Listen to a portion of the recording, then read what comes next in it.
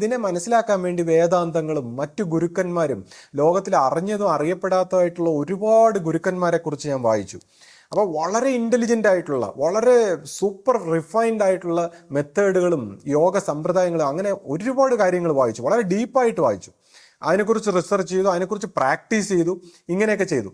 അങ്ങനെയൊക്കെ അതെല്ലാം കഴിഞ്ഞിട്ടാണ് ശിഷ്യപൂജിതയുടെ അടുത്ത് വരുന്നതും ഈ പറയുന്ന പോലെ ശിഷ്യപൂജിതയെ ഗുരുസ്ഥാനത്ത് സ്വീകരിക്കുന്നതും.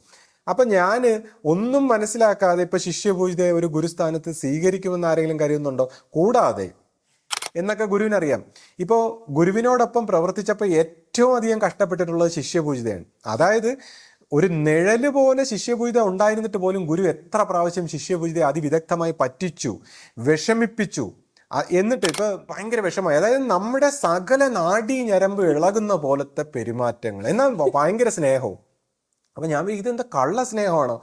ഇതെന്തൊരു പരീക്ഷണം, ഞാൻ എന്തൊരു ട്രാപ്പിലായിപ്പോയി അകപ്പെട്ട. ആത്മീയതയും ഭയങ്കര സന്തോഷം എന്നൊക്കെ പറഞ്ഞ് വന്നിട്ട് പണ്ട് ഗുരുവിന്റെ കൂടെ ഉണ്ടായിരുന്നവർ എല്ലാം പിശാചുക്കളാണോ? ഗുരുവാണി കേട്ടാൽ എന്താണ് കുഴപ്പം? അല്ലെങ്കിൽ ഗുരുവിന്റെ ഫോട്ടോ അല്ലെങ്കിൽ അതിനെക്കുറിച്ചൊക്കെ അദ്ദേഹം ചോദിക്കുന്നത്. കാര്യം അദ്ദേഹത്തിന് ആശ്രമ പരിചയമില്ല. പണ്ട് ആശ്രമത്തിൽ ഇത് എങ്ങനെ കൈകാര്യം ചെയ്തെന്ന് പുള്ളിക്ക് അറിഞ്ഞൂടാ.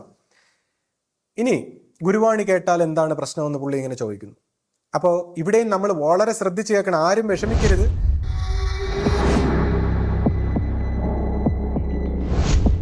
സദ്ഗുരുവേ ശരണം. എല്ലാവർക്കും ലൈഫ് ഡിവൈൻ്റെ പുതിയ എപ്പിസോഡിലേക്ക് സ്വാഗതം. മറ്റൊരു വീഡിയോ ആയിട്ട് ബന്ധപ്പെട്ടിട്ടുള്ള ഒരു വീഡിയോ ആണിത്. മറ്റൊരു ചാനലിൽ ശ്രീ സംസാരിച്ചിട്ടുള്ള കാര്യങ്ങളുടെ ക്ലിപ്പിംഗ്സ് ഒക്കെ എടുത്തിട്ടിട്ട് വളരെ മോശമായിട്ടുള്ള രീതിയിൽ, വളരെ തരം താണ രീതിയിൽ, മറ്റുള്ളവരെ തെറ്റിദ്ധരിപ്പിക്കുന്ന രീതിയിൽ അതിനെ വ്യാഖ്യാനിക്കുകയാണ് ഒരാൾ. അപ്പം അതിനെക്കുറിച്ച് ഈ വീഡിയോയിൽ ഒന്ന് സംസാരിക്കണം എന്ന് വിചാരിക്കുന്നു. മറ്റൊന്ന്, ഞങ്ങളുടെ ജീവിതത്തെക്കുറിച്ച്, അത് ആരൊക്കെയോ പറയുന്ന കഥകളൊക്കെ കേട്ടിട്ട് പൊടിപ്പും തൊങ്ങലും ചേർത്ത് അതിനെക്കുറിച്ച് ഒരുപാട് മോശമായിട്ടൊക്കെ സംസാരിക്കുന്നുണ്ട്. മറ്റൊരു കാര്യം എന്ന് വെച്ചാൽ നമ്മുടെ ഗുരുസ്ഥാനിയെക്കുറിച്ചും ആശ്രമത്തിനെ കുറിച്ചും വളരെ മോശമായ രീതിയിലാണ് കഥകൾ പുള്ളി പറയുന്നത്. മറ്റൊരു കാര്യം എന്ന് വെച്ചാൽ ആശ്രമത്തെക്കുറിച്ചും അല്ലെങ്കിൽ ആശ്രമം എങ്ങനെ നടത്തണം എന്നുള്ളതിനെ കുറിച്ചൊക്കെ ഉള്ള ഉപദേശങ്ങളാണ് പുള്ളി മറ്റൊരു രീതിയിൽ സംസാരിക്കുന്നത്. അപ്പൊ ഇതെല്ലാം കേട്ടിട്ട് നമ്മളിങ്ങനെ ശ്രീയുടെ അടുത്തതിനെ കുറിച്ച് സംസാരിക്കണം എന്നൊക്കെ പറയുമ്പോൾ ശ്രീ പറഞ്ഞു, ഇതിപ്പോ നമ്മളൊരു ജൽപ്പനങ്ങളായിട്ട് തള്ളിക്കളയേണ്ട കാര്യമേ ഉള്ളൂ എന്ന് ശ്രീ ഇപ്പൊ പറഞ്ഞു. എങ്കിലും ഒരുപാട് പേർക്ക് ശരിക്കും പറഞ്ഞ ഒരുപാട് പേര് ആവശ്യപ്പെടുന്നുണ്ട്. കാരണം ഇതിങ്ങനെ പറയുമ്പോൾ അതിന് എന്താണ് ഒരു വിശദീകരണം, നമ്മൾ എന്താണ് പറയുന്നതെന്ന് കേൾക്കാൻ ഒരുപാട് പേര് ആഗ്രഹിക്കുന്നുണ്ട്.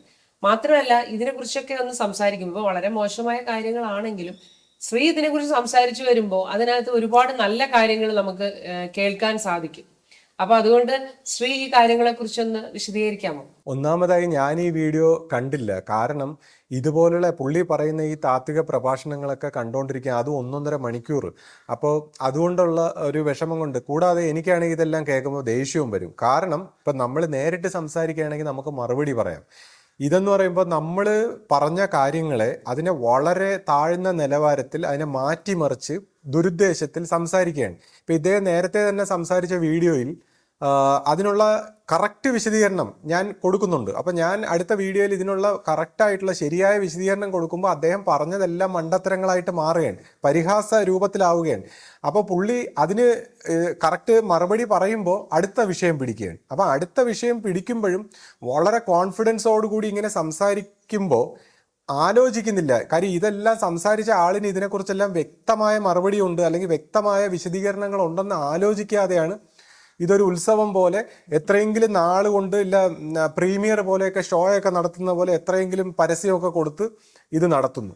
അപ്പോൾ ഇത് നടത്തുമ്പോഴോ ഇത് കണ്ടവരും അതിൽ വന്ന് കമൻറ്റ് ചെയ്യുന്നവരൊക്കെ എന്തോ അങ്ങ് വലിയ സംഭവം ചെയ്തതുപോലെയൊക്കെയാണ് അതിനകത്ത് കമൻ്റൊക്കെ ചെയ്യുന്നത്. പക്ഷേ ഇതെല്ലാം വിഡ്ഢികളാകുന്ന ഒരു പ്രവർത്തനമാണെന്ന് അത് മറുപടി പറയുമ്പോഴാണ് മനസ്സിലാവുന്നത്. കാര്യം എന്ന് വെച്ചാൽ ഇതേപോലുള്ള നടത്തിയ കമൻ്റ് ഇട്ടവർക്കും ഇത് പറഞ്ഞവരും എല്ലാം മലന്ന് നിന്ന് തുപ്പുന്ന പോലെ ആവുകയാണ്. കാരണം അതിൻ്റെ വിശദീകരണങ്ങൾ പറയുമ്പോൾ, കാര്യം വിശദീകരണങ്ങൾ ഉണ്ടെന്ന് അവർ പ്രതീക്ഷിക്കുന്നില്ല.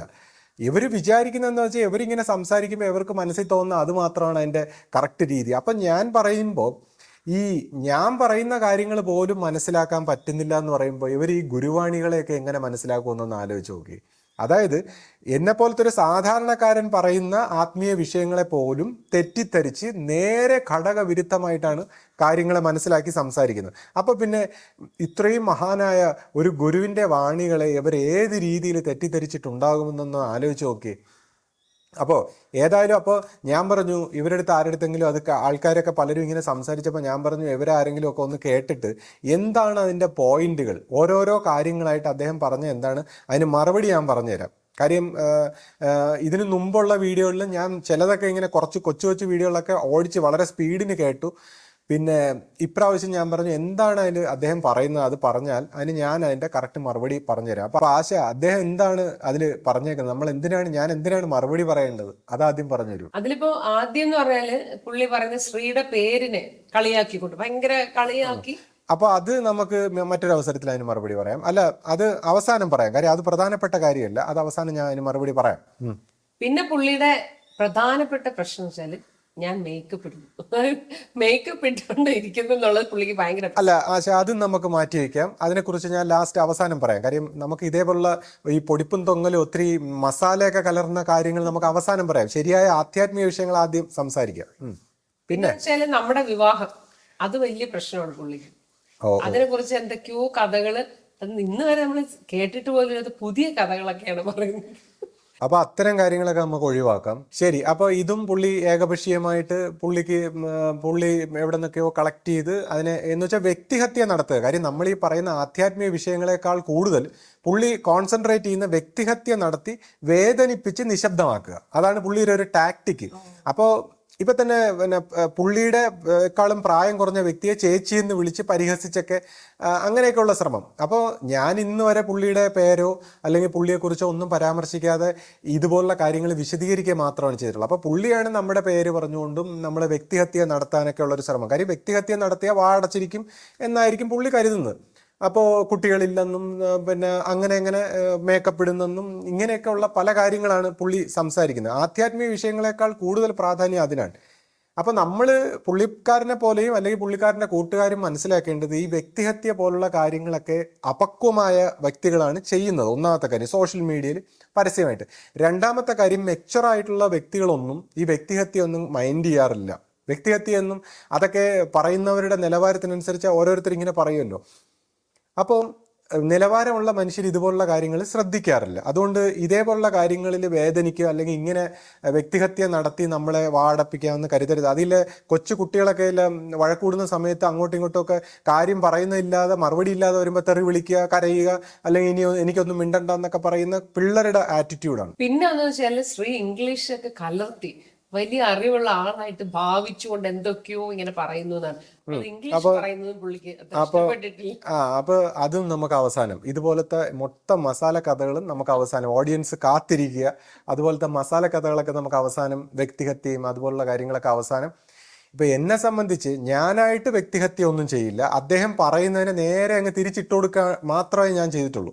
അതായത് അദ്ദേഹം എന്നെ കളിയാക്കാനും പരിഹസിക്കാനും വ്യക്തിഹത്യ ചെയ്യാനും ഉദ്ദേശിക്കുമ്പോൾ ഞാനത് നേരെ തിരിച്ചിട്ട് കൊടുക്കുക മാത്രമാണ് ചെയ്യുന്നത്. അല്ലാതെ ഞാനായിട്ട് ആരെയും വ്യക്തിഹത്യ നടത്താനും ഒന്നും ചെയ്യില്ല. പിന്നെ അദ്ദേഹം ശ്രദ്ധിക്കേണ്ടത് സോഷ്യൽ മീഡിയ ഗൈഡ് ലൈൻസ് ഒക്കെ പാലിച്ച് സ്ത്രീകളെയൊക്കെ അപമാനിച്ചാൽ ഉണ്ടാകുന്ന ശിക്ഷാ നടപടികളും അല്ലെങ്കിൽ അതിൻ്റെ പരിണിത ഫലങ്ങളൊക്കെ ആലോചിച്ചിട്ടേ സംസാരിക്കാവൂ എന്നുള്ളൊരു വാണിംഗും കൂടെ എനിക്ക് കൊടുക്കാനുണ്ട്. പിന്നെ എന്താണ് പിന്നെ വെച്ചാല് സ്ത്രീ സംസാരിച്ചല്ലോ അഷ്ടൈശ്വര്യങ്ങളെ കുറിച്ച്.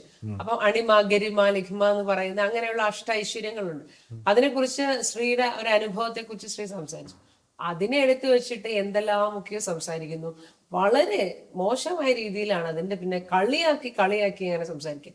അപ്പൊ പറയുന്നത് എന്താണ്, അങ്ങനെയാണെങ്കിൽ അഭിനന്ദി ശിഷ്യപൂജിതയുടെ മനസ്സിൽ കയറി ഇരുന്ന് നോക്കാൻ, അങ്ങനെയൊക്കെ പറഞ്ഞ് എന്തൊക്കെയോ ജൽപ്പനങ്ങൾ എന്ന് മാത്രമേ പറയാൻ പറ്റൂ. എന്തൊക്കെയോ വിഡ്ഢിത്തരങ്ങൾ ഇങ്ങനെ വിളിച്ചു പറഞ്ഞുകൊണ്ടിരിക്കുന്നു. അതിനെ കുറിച്ചൊരു ക്ലാരിഫിക്കേഷൻ കൊടുത്താൽ കൊള്ളാമെന്നുണ്ട്.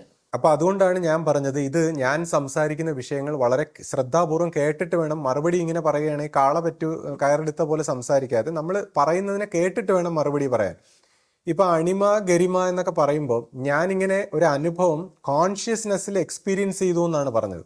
അപ്പം അതിനെക്കുറിച്ച് അദ്ദേഹം അണിമ ഗരിമയൊക്കെ ആരോ പിന്നെ അയച്ചു കൊടുത്തതൊക്കെ എടുത്തു വെച്ചിട്ട് സംസാരിക്കുന്നത്. അപ്പം അദ്ദേഹം വിചാരിക്കുന്ന ഈ വായിച്ചുള്ള അറിവ് പറയുമ്പോൾ അത് വലിയ ആധ്യാത്മിക തത്വചിന്ത എന്നുള്ള അർത്ഥത്തിലാണ് പുള്ളിയുടെ സംസാരം.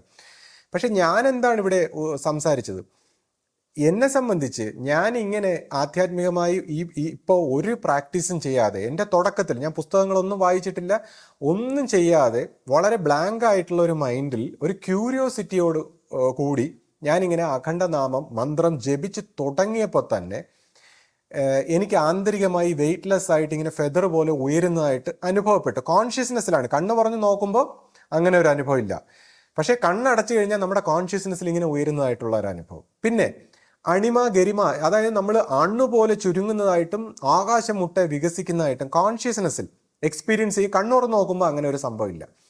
അപ്പോൾ ഈ അനുഭവം അഖണ്ഡനാമം ജപിച്ച് തുടങ്ങിയപ്പോൾ തന്നെ ഒരാൾക്ക് എങ്ങനെ ഉണ്ടായി? അപ്പോൾ അതിൻ്റെ അർത്ഥം അദ്ദേഹത്തിൻ്റെ മനസ്സിൽ ഇതിൻ്റെ മെമ്മറി ഉണ്ട്. കാര്യം ഇദ്ദേഹം പുസ്തകം വായിച്ചിട്ടില്ല, ഒരു രീതിയിൽ ഇതൊന്നും കേട്ടിട്ടില്ല.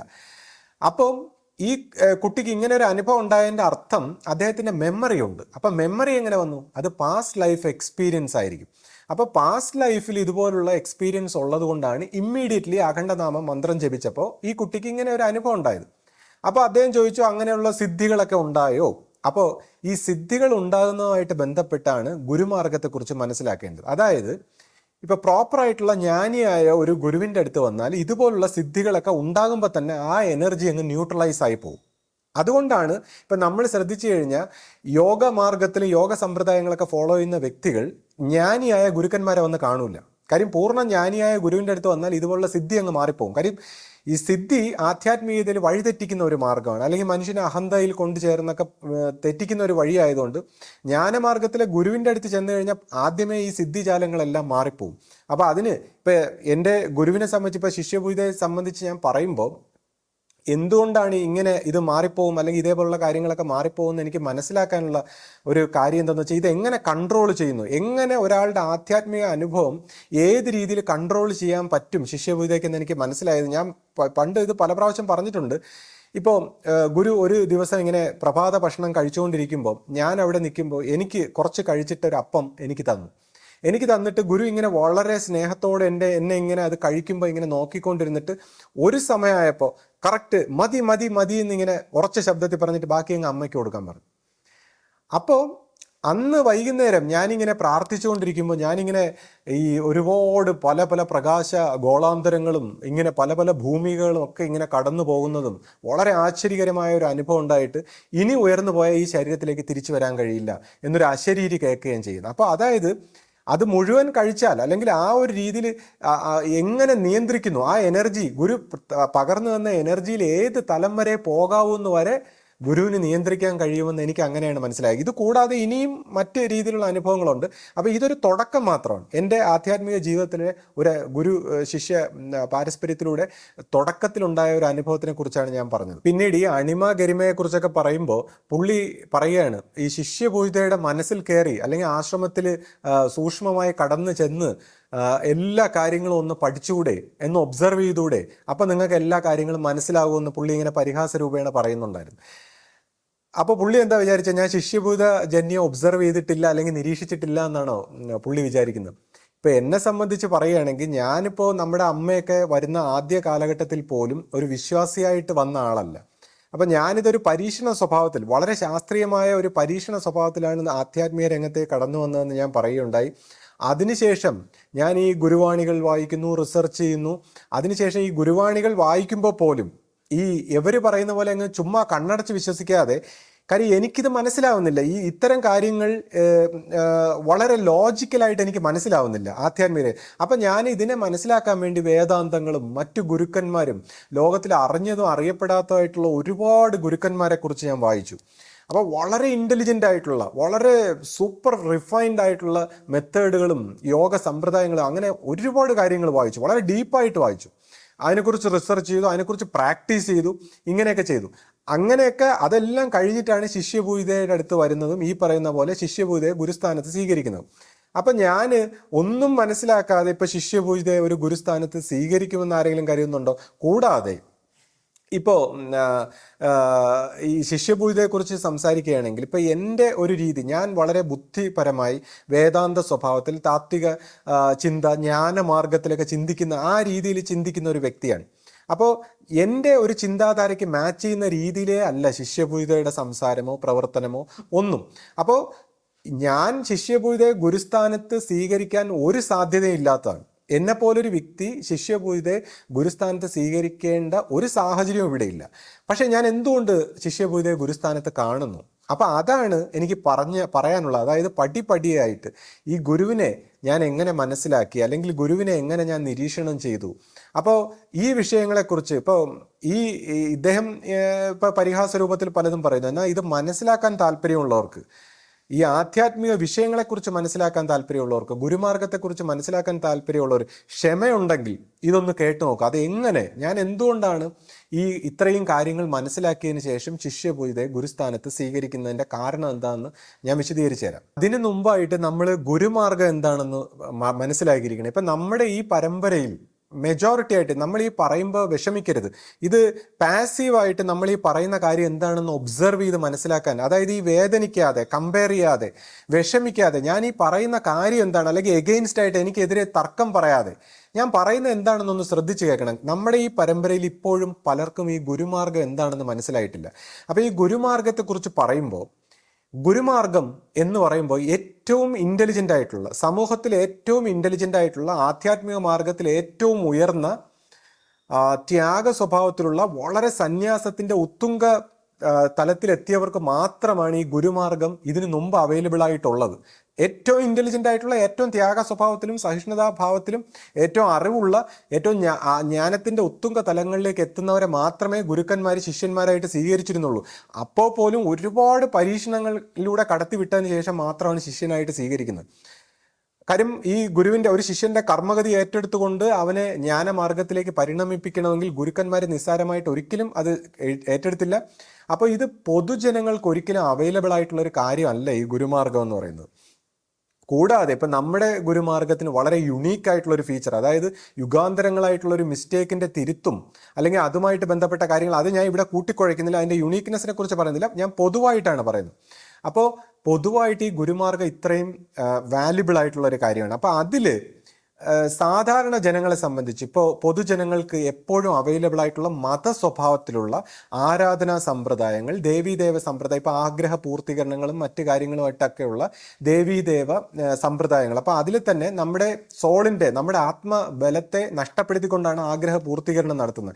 എന്നാൽ ഗുരുമാർഗത്തിൽ എങ്ങനെയാണ് ആഗ്രഹ പൂർത്തീകരണം നടത്തുന്നത്, അല്ലെങ്കിൽ ഗുരു നമ്മളെ എങ്ങനെ അധികാരിയാക്കുന്നു, അതാണ് അതിൻ്റെ വ്യത്യാസം. അപ്പോൾ ഒരു ദേവീദേവ സമ്പ്രദായ സ്വഭാവത്തിലോ അല്ലെങ്കിൽ ഒരു ആരാധന സമ്പ്രദായത്തിലോ അല്ലെങ്കിൽ ഒരു മത സമ്പ്രദായത്തിലോ മാത്രമാണ് പൊതുജനങ്ങൾക്ക് ആധ്യാത്മിക ജീവിതം ലഭിച്ചിട്ടുള്ളത് ഇതുവരെ. അപ്പൊ അതുകൊണ്ട് തന്നെ പൊതു സ്വഭാവത്തിലുള്ള നമ്മുടെ ഈ വ്യക്തികളും എല്ലാ ഈ പറഞ്ഞ ആൾക്കാരെല്ലാം ഒരു ആരാധന സമ്പ്രദായമായിട്ട് മാത്രം, അതായത് നിലനിൽക്കുന്ന മറ്റ് ആരാധന സമ്പ്രദായങ്ങൾ ദേവീ ദേവ മാർഗങ്ങളിൽ ഉള്ളതുപോലെ മറ്റൊരു പുതിയ ആരാധനാ സമ്പ്രദായം മാത്രമായിട്ടാണ് ഈ ഗുരുമാർഗത്തെ കണ്ടത്. അവിടെ ഇപ്പോൾ പഴയ വീഞ്ഞ് പുതിയ കുപ്പിയിലാക്കി കൊടുത്തതുകൊണ്ട് എന്താണ് പ്രയോജനം? അപ്പോൾ ഇതൊരു പുതിയ ആരാധന സമ്പ്രദായമല്ല. അപ്പോൾ ഇതിനകത്ത് ആരാധനാ സമ്പ്രദായം ഉണ്ട്, ഗുരുമാർഗത്തിൽ ആരാധന സമ്പ്രദായം ഉണ്ട്. പക്ഷേ ഇത് വെറും ഒരു പുതിയ ആരാധന സമ്പ്രദായമല്ല. ഗുരുമാർഗം എന്താണ് അത് നമ്മൾ മനസ്സിലാക്കണം. അപ്പോൾ ഗുരുമാർഗത്തിൻ്റെ യുണീക്ക് ഫീച്ചേഴ്സ് എന്താണ്, അല്ലെങ്കിൽ ഗുരുമാർഗത്തിൽ ഗുരുശിഷ്യ ബന്ധത്തിൻ്റെ പ്രത്യേകത എന്താണെന്നൊക്കെ നമ്മൾ മനസ്സിലാക്കണം. ഇപ്പോൾ ഭാരതത്തിൻ്റെ ആധ്യാത്മിക പാരമ്പര്യത്തിൽ ഈ ഗുരു ശിഷ്യന്മാർ ഈ ജ്ഞാനമാർഗത്തിൽ അല്ലെങ്കിൽ ആത്മജ്ഞാനത്തിലേക്ക് അല്ലെങ്കിൽ മുക്തിയിലേക്ക്, മോക്ഷത്തിലേക്ക് അല്ലെങ്കിൽ ജീവന്റെ സുഹൃതത്തിലേക്ക് സഞ്ചരിക്കാൻ എന്താണ് വഴി? നമ്മളെ തപസ്സാണോ, കർമ്മമാണോ, ഭക്തിയാണോ, ജ്ഞാനമാണോ, പുസ്തക വായനയാണോ, എന്താണ്, ആരാധനകളാണോ എന്ന് ചോദിക്കുമ്പോൾ ഉപനിഷത്തുകൾ, വേദാന്തത്തിൽ പറയുന്നത് അത് സത്സംഗം. ഈ സത്സംഗം എന്ന് പറയുമ്പോൾ നമ്മളിപ്പോൾ ഈ പൊതുവേ ഈ മീറ്റിങ്ങുകളും മറ്റ് കാര്യങ്ങളും ഒക്കെയാണ് സത്സംഗം നമ്മൾ ധരിക്കുന്നത്. അത് സത്സംഗത്തിൻ്റെ ഒരു വശം മാത്രമേ ആകുന്നുള്ളൂ. യഥാർത്ഥത്തിലുള്ള സത്സംഗം എന്ന് പറയുമ്പോൾ ഗുരുവിനോടൊപ്പം, ജ്ഞാനിയായ ഗുരുവിനോടൊപ്പം ജീവിക്കണം. നിരന്തരം അദ്ദേഹത്തിൻ്റെ ഇടപെടലൂടെ ജീവിച്ച് തൻ്റെ മനസ്സിനെ മാറ്റി വെച്ചിട്ട് അദ്ദേഹത്തിൻ്റെ മനസ്സിനനുസരിച്ച്, അദ്ദേഹത്തിൻ്റെ വാക്കിനനുസരിച്ച് ജീവിക്കണം. അപ്പം ഇങ്ങനെ ജീവിക്കുക, ഇതാണ് ഏറ്റവും ഉത്തമമായ മാർഗം ജ്ഞാനത്തിലേക്ക് സഞ്ചരിക്കാൻ. അല്ലാതെ ഈ നമ്മൾ വിചാരിക്കുന്നതിനൊക്കെ സൈഡിൽ കൂടെ വന്ന് ആരാധിച്ചിട്ട് പോയാലോ അല്ലെങ്കിൽ പുസ്തകം വായിച്ചിട്ടോ പ്രാർത്ഥിച്ചിട്ടോ ഒന്നും അല്ല. ഗുരുമാർഗത്തിൻ്റെ യഥാർത്ഥ ഒരു വശം എന്ന് പറയുമ്പോൾ ആശ്രമ സ്വഭാവത്തിൽ ഗുരുവിനോടൊപ്പം ജീവിച്ച് പഠിക്കുക എന്നുള്ളതാണ്. അപ്പോൾ ആശ്രമത്തിൽ ജീവിച്ച് പഠിക്കുക എന്നുള്ളതാണ്. അപ്പോൾ അതുകൊണ്ടാണ് ഞാൻ പറഞ്ഞത്, ഈ വ്യക്തി, ഈ ചാനലിൽ വീഡിയോ ഇടുന്ന വ്യക്തിക്ക് ഞാൻ ആദ്യം അദ്ദേഹം പ്രകോപിതനാകാനുള്ള കാരണം അദ്ദേഹത്തിന് ആശ്രമ പരിചയം ഇല്ല എന്ന് പറഞ്ഞപ്പോഴാണ് അദ്ദേഹം പ്രകോപിതനായത്. പക്ഷെ ഞാനിവിടെ അസത്യം പറഞ്ഞിട്ടില്ല. കാരണം ഞാൻ പോലും ധരിച്ചിരുന്നത് പുള്ളിക്ക് ആശ്രമ പരിചയം ഉണ്ട്, അതായത് പുള്ളി പഴയ ആശ്രമത്തിലെ ഒരു വിശ്വാസിയാണ്. പക്ഷെ ഈ ഇടയ്ക്കാണ് ഞാൻ ശ്രദ്ധിച്ചത്, ഒരാൾ എന്നോട് ഇങ്ങനെ ഒരു സീനിയർ ആയിട്ടുള്ള ഒരു വ്യക്തി സംസാരിച്ചപ്പോഴാണ് ഇദ്ദേഹത്തിന് പണ്ട് ഗുരു ശരീരത്തിൽ ഉണ്ടായിരുന്ന സമയത്ത് ആശ്രമത്തിൽ കണ്ടിട്ടില്ല, എന്ന് അദ്ദേഹം പറഞ്ഞു. കൂടാതെ അദ്ദേഹം എന്നോട് പറഞ്ഞു, ഇദ്ദേഹം ഗുരു ശരീരത്തിലുണ്ടായിരുന്നപ്പോൾ ഗുരുവിനെ നേരിട്ട് കണ്ടിട്ടുണ്ടോ എന്ന് പോലും സംശയമുണ്ട് എന്ന് എന്നോട് പറഞ്ഞു. അപ്പോഴാണ് സത്യം പറഞ്ഞാൽ ഞാൻ ഇതിനെക്കുറിച്ച് ചിന്തിച്ചത്. അങ്ങനെ ഞാൻ ചിന്തിച്ചപ്പോൾ 92 മുതൽ ഞാൻ ആശ്രമത്തിൽ വരുന്നുണ്ട്. അതിനുശേഷം ആ സമയത്തെല്ലാം ആശ്രമത്തിലുണ്ട്. ആശയോട് ചോദിച്ചപ്പോൾ ആ കാലഘട്ടത്തിലൊന്നും ആശയും കണ്ടിട്ടില്ല, ഞാനും കണ്ടിട്ടില്ല. ഈ പറയുന്ന പോലെ ഈ മറ്റേ ആ മുയലിൻ്റെ കേസും പിൽക്കാലത്ത് ഒളിക്യാമറ ഇങ്ങനെ ഇദ്ദേഹം സെക്യൂരിറ്റി ഡിപ്പാർട്ട്മെൻറ്റിലൊക്കെ പിൽക്കാലത്ത് വർക്ക് ചെയ്യുന്നതൊക്കെ നമ്മൾ കണ്ടിട്ടുള്ളൂ. അപ്പോൾ ഈ ആശ്രമ പരിചയം ഇല്ല എന്ന് പറയാനുള്ള കാരണം അദ്ദേഹത്തിനെ അധിക്ഷേപിക്കാൻ വേണ്ടി അല്ല സത്യത്തിൽ. കാര്യം ഈ ആശ്രമ പരിചയത്തിലൂടെ മാത്രമേ ഇത് മനസ്സിലാവൂ. എന്തുകൊണ്ടെന്ന് വെച്ചാൽ ഇപ്പോൾ ഗുരുവാണികളിലൂടെ അല്ലെങ്കിൽ ഗുരുവിൻ്റെ പുസ്തകങ്ങളിലൂടെ ഒരു പ്രത്യേക തരത്തിലുള്ള കാര്യങ്ങളാണ്, അതായത് ഗുരുവിന് പബ്ലിക്കിനെ അറിയിക്കേണ്ട പ്രത്യേക കാര്യങ്ങളാണ് ഗുരുവാണികളിലൂടെ നമ്മൾ കേൾക്കുന്നത്. ഇനി ഗുരുവിൻ്റെ പ്രഭാഷണങ്ങളിലൂടെ അല്ലെങ്കിൽ വീഡിയോയിലൂടെ ഇതിലെല്ലാം സംസാരിക്കുമ്പോൾ ഒരു പ്രത്യേക നിലവാരത്തിൽ പൊതുജനങ്ങൾക്ക് മനസ്സിലാകേണ്ട ഒരു കാര്യം മാത്രമാണ് പറയുന്നത്. ഇനി ഗുരുവിനെ ദർശനത്തിൽ നമ്മൾ ഈ വന്നും പോയിയൊക്കെ നിൽക്കുന്ന ശിഷ്യന്മാർ നമ്മൾ ആ ഗുരുവിനെയൊക്കെ വന്ന് ദർശനത്തിൽ കണ്ടു പോകുമ്പോഴും ഒരു പ്രത്യേക കുറച്ച് കാര്യങ്ങൾ മാത്രമേ മനസ്സിലാവൂ. ആശ്രമ പരിചയം ഇതൊന്നും അല്ല. ഗുരുവിനോടൊപ്പം ജീവിക്കുമ്പോൾ, അതായത് ഗുരുവിനോടൊപ്പം ജീവിക്കുമ്പോൾ നമ്മൾ ഈ ചിരിച്ചും കളിച്ചും ഈ സ്നേഹവും കരുണയെന്നൊക്കെ പറഞ്ഞതിൻ്റെ അപ്പുറമായിട്ട് ഗുരുവിൻ്റെ യഥാർത്ഥ കാരുണ്യം എന്താണ്, ഒരു ഗുരു എങ്ങനെയാണ് ഒരു ജീവനെ പരിവർത്തനപ്പെടുത്തുന്നത്, ആ ദേഷ്യമാകുന്ന കാരുണ്യം, ഗുരുവിൻ്റെ സൂത്രങ്ങൾ, ഗുരുവിൻ്റെ മറ്റ് പ്രവർത്തനങ്ങൾ ഇതെന്താണെന്ന് മനസ്സിലാക്കുന്നതാണ് ആശ്രമ പരിചയം. അപ്പോൾ ഇവിടെയാണ് നമ്മൾ ഈ മിലരേബ എന്നൊക്കെ പറയും. മിലരേബയുടെയൊക്കെ പുസ്തകം വായിച്ചിട്ടുള്ളവർക്കറിയാം. അപ്പോൾ മിലരേബയുടെ ഗുരു തൻ്റെ ഏറ്റവും പ്രിയപ്പെട്ട ശിഷ്യനെ ഏറ്റവും അധികം കഷ്ടപ്പെടുത്തുന്നു, കുറ്റപ്പെടുത്തുന്നു, പരിഹസിക്കുന്നു, ഇറക്കി വിടുന്നു. അവസാനം അത് കാണുമ്പോൾ നമ്മൾ കരഞ്ഞു പോകും. ഗതിയില്ലാതെ ഈ ശിഷ്യൻ ഗുരുവിനെ കളഞ്ഞിട്ട് പോകുന്നു. അവസാനം അപ്പോൾ ഗുരു ഇരുന്ന് കരയുന്നു. അതിനുശേഷം വീണ്ടും വരുന്നു. എന്നിട്ട് അദ്ദേഹം ഏറ്റവും ഉന്നത സ്ഥാനത്തിലേക്കൊക്കെ പോകുന്നു, ഗുരുവായിട്ട് മാറുന്നു. അപ്പോൾ മിലരേബയോടുള്ള ആ പ്രവർത്തനങ്ങളൊക്കെ നമ്മൾ ഗുരുവിൻ്റെ പ്രവർത്തനങ്ങളൊക്കെ വായിച്ചിട്ടുള്ളവർക്കേ അതറിയാവൂ. അപ്പം ഈ ഗുരുമാർഗത്തിൽ തന്നെ ഇപ്പോൾ ഗുരു ഓരോരുത്തരുടെയും നിലവാരത്തിന് അവൻ്റെ അവസ്ഥയ്ക്ക് അനുസരിച്ചേ പെരുമാറും. കാര്യം ഗുരുവിനറിയാം ഓരോരുത്തരും ഏത് അവസ്ഥ വരെ താങ്ങും എന്നൊക്കെ ഗുരുവിനറിയാം. ഇപ്പോൾ ഗുരുവിനോടൊപ്പം പ്രവർത്തിച്ചപ്പോൾ ഏറ്റവും അധികം കഷ്ടപ്പെട്ടിട്ടുള്ളത് ശിഷ്യപൂജിതയാണ്. അതായത് ഒരു നിഴല് പോലെ ശിഷ്യപൂജിത ഉണ്ടായിരുന്നിട്ട് പോലും ഗുരു എത്ര പ്രാവശ്യം ശിഷ്യപൂജിതയെ അതിവിദഗ്ധമായി പറ്റിച്ചു, വിഷമിപ്പിച്ചു.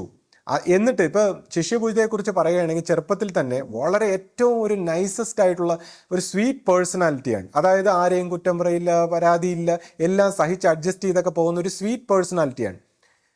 പക്ഷെ ആ വ്യക്തിത്വത്തെ കുറിച്ച് പോലും മറ്റുള്ള ആരെങ്കിലും എന്തെങ്കിലും പരാതിയോ എന്തെങ്കിലും പറഞ്ഞാൽ ഗുരു ഈ പരാതി പറഞ്ഞവരെ കൂടെ നിന്ന് ഗുരുവിന് കാര്യം മനസ്സിലായാൽ പോലും വഴക്ക് കൂടാൻ ഒരു കാരണം ഉണ്ടാക്കി വഴക്കുണ്ടാകും, അടിക്കാൻ ഒരു കാരണം ഉണ്ടാക്കി അടിക്കും. എന്തെങ്കിലും ഒരു വിഷയം, ചുമ്മാ ഒരു വിഷയം ഉണ്ടായാലും മതി, അല്ലെങ്കിൽ വിഷയം ഗുരു ഉണ്ടാക്കും, ആരും അറിയാതെ ഉണ്ടാക്കും. അപ്പോൾ ഇതൊന്നും സത്യം പറഞ്ഞാൽ ഗുരുവിനോട് അടുത്ത് നിന്നിട്ടുള്ളവർക്ക് മാത്രമേ അറിയാവൂ. കൂടാതെ ഇത് അന്ന് മറ്റ് ഗൃഹസ്ഥന്മാരും ഗുരുവിൻ്റെ കൂടെ ഉള്ള നേരിട്ടുള്ള എല്ലാ ശിഷ്യന്മാർക്കും ഗുരുവിൻ്റെ ഇങ്ങനത്തെ സൂത്രപ്പണികൾ ഉണ്ടായിരുന്നു. അപ്പോൾ ഇത് എന്തിനാണ് ഒരു ഗുരു ഇങ്ങനെ പ്രവർത്തിക്കുന്നത്? ഗുരു ക്രൂരനായതുകൊണ്ടാണോ? അല്ലെങ്കിൽ ഗുരു ഇങ്ങനെ പരിഹസിക്കുന്നത് എന്തിനാ? മറ്റുള്ളവരെ പരസ്യമായി വിളിച്ചെഴുന്നേറ്റിപ്പിച്ച്, അല്ലെങ്കിൽ ഇത് എന്താണ് ഈ ഗുരുവിൻ്റെ പ്രവർത്തനം? അപ്പോൾ അവിടെയാണ് നമ്മൾ മനസ്സിലാക്കേണ്ടത്. ഇപ്പോൾ ഒരു ഓപ്പറേഷൻ ചെയ്യുമ്പോൾ, ഒരു ഡോക്ടർ നമ്മളെ ഓപ്പറേഷൻ ചെയ്യുമ്പോൾ, ഈ ഡോക്ടർ സത്യം പറഞ്ഞാൽ ഒരു കത്തി കൊണ്ട് നമ്മളെ കുത്തി കീറി സത്യം പറഞ്ഞാൽ നമ്മളെ ഓൾമോസ്റ്റ് കൊലപാതകം ചെയ്യുന്നു, അല്ലെങ്കിൽ ഒരു ക്രിമിനൽ കുറ്റമാണ് ചെയ്യുന്നത്. അതായത് ഇപ്പോൾ നമ്മുടെ അസുഖം മാറ്റാൻ നമ്മൾ വില്ലിങ് ആയിട്ട് നിന്നില്ലെങ്കിൽ ഈ ഡോക്ടർ ചെയ്യുന്നത് ഒരു ക്രിമിനൽ കുറ്റമാണ്. കത്തി കൊണ്ടൊക്കെ കീറി നമ്മൾ എന്തെല്ലാം ചെയ്യുന്നു. പക്ഷെ നമുക്കത് നമ്മളെ രക്ഷിക്കാനാണെന്ന് അറിയാവുന്നുണ്ട്, നമ്മുടെ രോഗം മാറ്റാനെന്ന് അറിയാവുന്നുണ്ട്, നമ്മൾ വില്ലിങ് ആയി നിന്നു കൊടുക്കുന്നു. ഇനിയിപ്പോൾ ഒരു ഭ്രാന്തനായ വ്യക്തിക്ക് ഡോക്ടറിൻ്റെ ഈ സ്വഭാവം ഒന്നും അറിഞ്ഞുകൂടാതെ വിളിച്ചുകൊണ്ട് കിടത്തി കീറിയാൽ അയാൾ പറയും എന്നെ കൊല്ലാൻ നോക്കിയത്. അപ്പോൾ ഈ ഡോക്ടർ ശരീരത്തെ സുഖമാക്കാനായിട്ട് ഇങ്ങനെ കീറുന്നുവെങ്കിൽ, വേദനിപ്പിക്കുന്നുവെങ്കിൽ, കഷ്ടപ്പെടുത്തുന്നുവെങ്കിൽ, ചികിത്സ നടത്തുന്നുവെങ്കിൽ, ഒരു ഗുരു ജീവനെ ശുദ്ധീകരിക്കാൻ വേണ്ടി, ജീവന്റെ രോഗങ്ങൾ മാറ്റാൻ വേണ്ടി പ്രവർത്തിക്കുന്ന ആളാണ്. അപ്പൊ ജീവനെ വലയം ചെയ്തിരിക്കുന്ന ക്യാൻസർ പോലുള്ള മാനസിക രോഗങ്ങളും ഈ ഒരുപാട് കർമ്മഗതികളും ഇതിനെല്ലാം കീറി മുറിച്ച് ഓപ്പറേഷൻ ചെയ്ത് ഗുരുവിന് ഇയാളുടെ ജീവനെ ശുദ്ധി ചെയ്തെടുക്കേണ്ടതുണ്ട്. അപ്പോൾ കൂടാതെ ആധ്യാത്മികമായി ഇദ്ദേഹത്തിന്റെ ജീവൻ ആത്മീയ പുരോഗതി ഉണ്ടായി ദർശന സ്വഭാവത്തിലും അനുഭവ സ്വഭാവത്തിലൊക്കെ വളരണമെങ്കിൽ ഇയാളുടെ ഈ കറകളെല്ലാം മാറ്റി ഇയാളുടെ മനസ്സിനെ പരിവർത്തനപ്പെടുത്തി ചിത്തശുദ്ധി വരുത്തി എടുക്കേണ്ടതുണ്ട്. അപ്പോൾ ഒരു ഗുരുവിനൊരു ഡോക്ടർ കീറി മുറിക്കുന്ന പോലെ ഒരു ഓപ്പറേഷൻ നടത്തേണ്ടതുണ്ട് ശിഷ്യന്മാരിൽ. അപ്പോൾ അതുകൊണ്ടാണ് പറഞ്ഞത് ഇത് കോമൺ ആയിട്ടുള്ള വ്യക്തികളെ ഗുരുമാർഗം ആദ്യകാലങ്ങളിൽ കൊടുത്തിരുന്നില്ല. ഇത് വളരെ ഉയർന്ന ശിഷ്യന്മാർക്ക് മാത്രം അവൈലബിൾ ആയിട്ടുള്ള കാര്യങ്ങളാണ്. എന്നാൽ ആദ്യമായിട്ട് നമ്മുടെ ഗുരുവാണ് സത്യം പറഞ്ഞാൽ റിയൽ ആയിട്ടുള്ള ഗുരുമാർഗം പൊതുജനത്തിന് കൊടുത്തത്. അപ്പോൾ അതുകൊണ്ടാണ് പൊതുജനങ്ങൾക്ക് ഇതിൻ്റെ ഒരു വശം മനസ്സിലാകാതെ ഈ ഒരുപാട് വന്നേക്കുന്ന പൊതുജന സ്വഭാവത്തിലുള്ള ആൾക്കാർ ഒരുപാട് പേര് ഇതിനെ തെറ്റിദ്ധരിച്ച് ആ ഗുരു ശരീരത്തിലുണ്ടായിരുന്ന സമയത്ത് തന്നെ ഇങ്ങനെ തെറ്റിദ്ധരിച്ച് പോയതായിട്ടും ഗുരുവിനോടൊപ്പം ഉണ്ടായിരുന്ന ശിഷ്യന്മാരിൽ തന്നെ പലരും ഗുരുവിന് എഗെയിൻസ്റ്റ് ആയിട്ട് പ്രവർത്തിച്ചിട്ടുള്ളതൊക്കെ നമ്മൾ കണ്ടിട്ടുണ്ട്.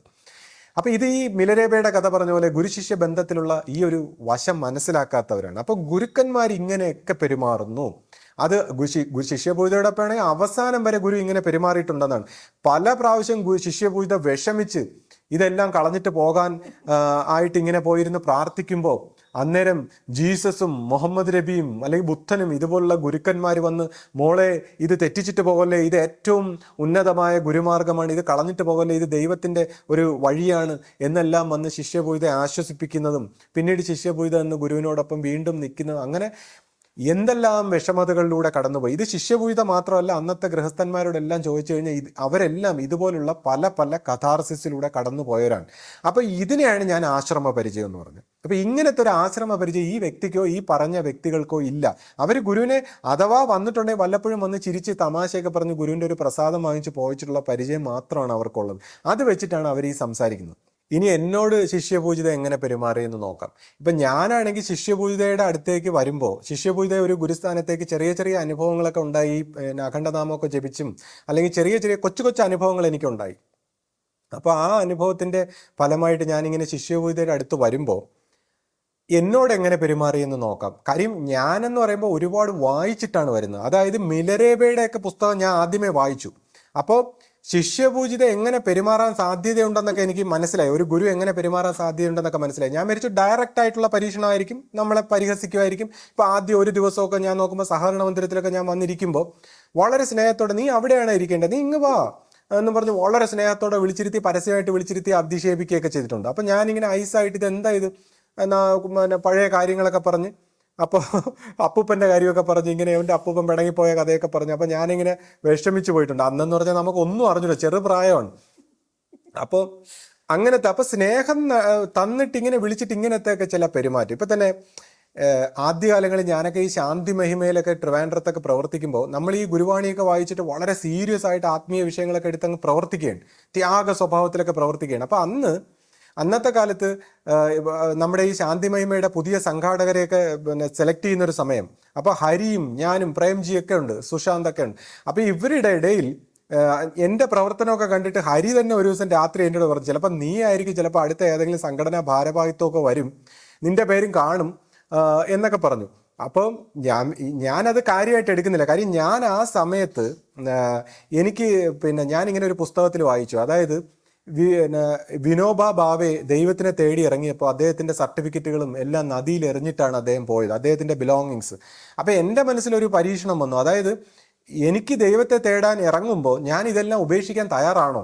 അപ്പോൾ എനിക്കൊരു മാനസിക സംഘർഷം. അപ്പോൾ ഞാൻ വിചാരിച്ചു എനിക്ക് ഉപേക്ഷിച്ചാലേ ഞാൻ ഫ്രീ ആവും. ഞാൻ എന്നെ തെളിയിക്കാൻ വേണ്ടി ഞാൻ ഇതെല്ലാം കത്തിച്ച് കളഞ്ഞു. എൻ്റെ ഡ്രസ്സുകളും മറ്റ് നല്ല കാര്യങ്ങളും എൻ്റെ ബിലോങ്ങിങ്സിൽ എനിക്ക് വേണ്ടപ്പെട്ട എല്ലാം ഞാൻ ഉപേക്ഷിച്ചു. അങ്ങനെയൊക്കെയാണ് ഞാൻ ആശ്രമത്തിൽ വരുന്നത്. അപ്പോൾ അതുകൊണ്ട് തന്നെ എന്നെ സംബന്ധിച്ച് ഈ സംഘടനയെ സ്ഥാനമാനങ്ങൾ അതൊന്നും ഒരു വിഷയമല്ല. അപ്പോൾ അടുത്ത ദിവസം ഫസ്റ്റ് തന്നെ ആദ്യ കാലഘട്ടത്തിൽ ഞാൻ കേൾക്കുന്നത് ഈ സംഘടനാ ഭാരവാഹിത്വത്തിലൊന്നും എൻ്റെ പേരേ ഇല്ല. അപ്പോൾ എൻ്റെ പേരില്ല എന്നിട്ട് ശിഷ്യപൂജയുടെ ഒരു അഭിനയം പോലെ ഒരു സംസാരം. അതായത് ഹരിയോട് വന്നിട്ട് ചോദിക്കുകയാണ്, ശ്രീജിത്തെ ഹരി ഇന്ന് വന്നില്ലേ എന്ന്. അതായത് ഹരിയോട് ചോദിക്കുകയാണ്, നമ്മുടെ ഹരിയോട് ചോദിക്കുകയാണ്, അവനെ ശ്രീജിത്തെ എന്ന് വിളിച്ചിട്ട് ശ്രീജിത്തെ ഹരി ഇന്ന് വന്നില്ലേ. അതായത് ഞാൻ ഇന്ന് വന്നില്ലേ, എന്നെ ഹരിയായിട്ട് തെറ്റിദ്ധരിച്ചു എന്ന് പറഞ്ഞു. ഹരിക്ക് സെക്രട്ടറി സ്ഥാനമുണ്ട്. അപ്പോൾ എന്നെ തെറ്റിദ്ധരിച്ചു എന്നുള്ള രീതിയിൽ ഒരു സംസാരം. അപ്പം ഞാനന്ന് അത് കേട്ടപ്പോഴത്തേക്ക് ഞാനന്ന് സ്വാഭാവികമായിട്ടും വിചാരിച്ചു അയ്യോ എൻ്റെ പേര് മാറിപ്പോയെന്ന് തോന്നുന്നു. പക്ഷേ എന്തായാലും അതൊന്നും എന്നെ ബാധിച്ചില്ല. ഞാൻ പിന്നീട് ആശ്രമത്തിൽ വന്നു നിന്നു.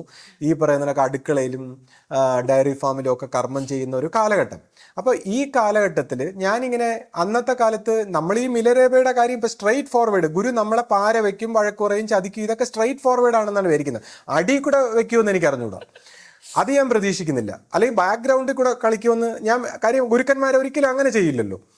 അപ്പോൾ ഞാനിങ്ങനെ നിൽക്കുമ്പോൾ ഞാൻ ചെന്ന് ശിഷ്യപൂജ എടുത്ത് അന്നത്തെ കാലത്ത് എനിക്കൊത്തിരി സ്വാതന്ത്ര്യമുണ്ട്. അടുത്ത് നിന്ന് ഞാൻ ഇങ്ങനെ സംസാരിക്കാനും അല്ലെങ്കിൽ താത്വികമായ ആത്മീയ വിഷയങ്ങളൊക്കെ സംസാരിക്കുന്ന ഒരു സ്വഭാവമുണ്ട്. അപ്പോൾ ജെന്നി ശിഷ്യപൂജ എടുത്ത് ഞാൻ പേഴ്സണലായിട്ട് ജെന്നി ഞാൻ അടുത്ത് ചെല്ലുമ്പോഴേ മറ്റുള്ളവരെയൊക്കെ അങ്ങ് മാറ്റും. കാര്യം ഞാൻ എന്തൊക്കെയാണ് സംസാരിക്കുന്നത് അല്ലെങ്കിൽ എൻ്റെ സംസാരം മറ്റുള്ളവർ കേട്ടാൽ തെറ്റിദ്ധരിക്കും. കാര്യം ഗുരു നമ്മളെ ആ രീതിയിൽ പ്രൊട്ടക്ട് ചെയ്യുന്നുണ്ട് സ്നേഹം കൊണ്ട്. കാര്യം ഞാൻ സംസാരിക്കുന്ന കേട്ടാൽ ചിലപ്പോൾ ആൾക്കാർ തെറ്റിദ്ധരിക്കും.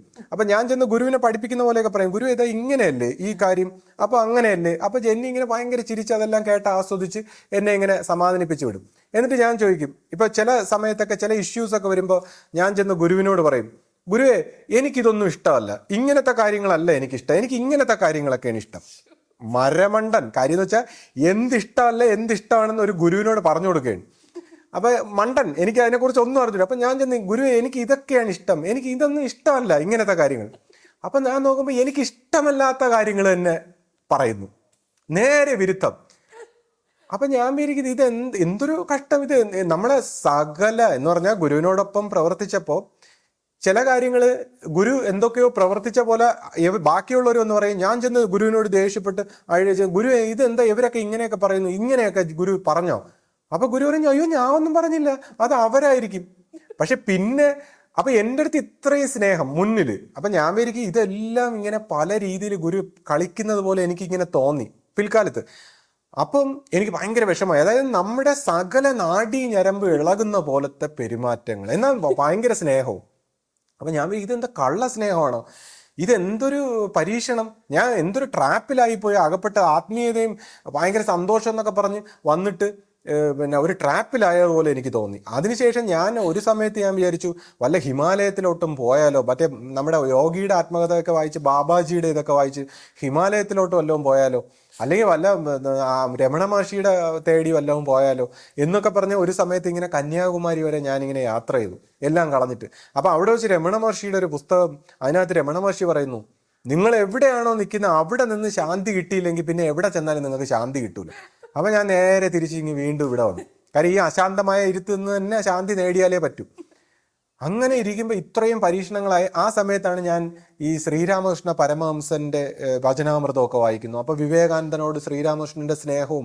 അപ്പം ഞാൻ വിചാരിച്ചു, അയ്യോ വിവേകാനന്ദ സ്വാമിയോട് ശ്രീരാമകൃഷ്ണന് എന്തൊരു സ്നേഹം, എന്തൊരു ഗുരുവാണ് അദ്ദേഹത്തിന് കിട്ടിയത്. എന്നിട്ട് ഞാൻ വിചാരിച്ചു എനിക്കാണെങ്കിലോ നേരെ പാര വെക്കുന്ന ചതിക്കുന്ന പോലെയൊക്കെ തോന്നുന്നു, അല്ലെങ്കിൽ നമ്മളോട് ഇൻഡയറക്റ്റ് ആയിട്ടൊക്കെ പെരുമാറുന്നു. എന്നാൽ ഒരു സമയത്ത് സ്നേഹവും. ഇത് അഭിനയമാണോ എന്നൊക്കെ പോലും എനിക്ക് സംശയം തോന്നി തുടങ്ങി. അവസാനം ഒരു ദിവസം രാത്രി ഞാനിങ്ങനെ വാവിട്ട് കരയാണ്. ഈ എരുത്തിലെ ഡയറി ഫാമിലൊക്കെ പോയിക്കൊണ്ടിരിക്കുന്ന ഒരു സമയത്ത് ഞാനിങ്ങനെ വാവിട്ട് കരഞ്ഞുപോയി, എൻ്റെ ശ്രീരാമകൃഷ്ണൻ എവിടെയെന്നും പറഞ്ഞു. കാര്യം ഈ ശ്രീരാമകൃഷ്ണന്റെ സ്നേഹം കണ്ടിട്ട് ഞാൻ ശ്രീരാമകൃഷ്ണനെ വിളിച്ചുപോയി രാത്രി. അപ്പൊ അന്ന് രാത്രി ശ്രീരാമകൃഷ്ണ ഭഗവാൻ എൻ്റെ ഈ നെഞ്ചിൽ ഇങ്ങനെ ഒരു പ്രകാശ രൂപമായിട്ട് ഇങ്ങനെ നിറഞ്ഞു നിന്നു. എനിക്കൊരു അനുഭവം ഉണ്ടാവേ.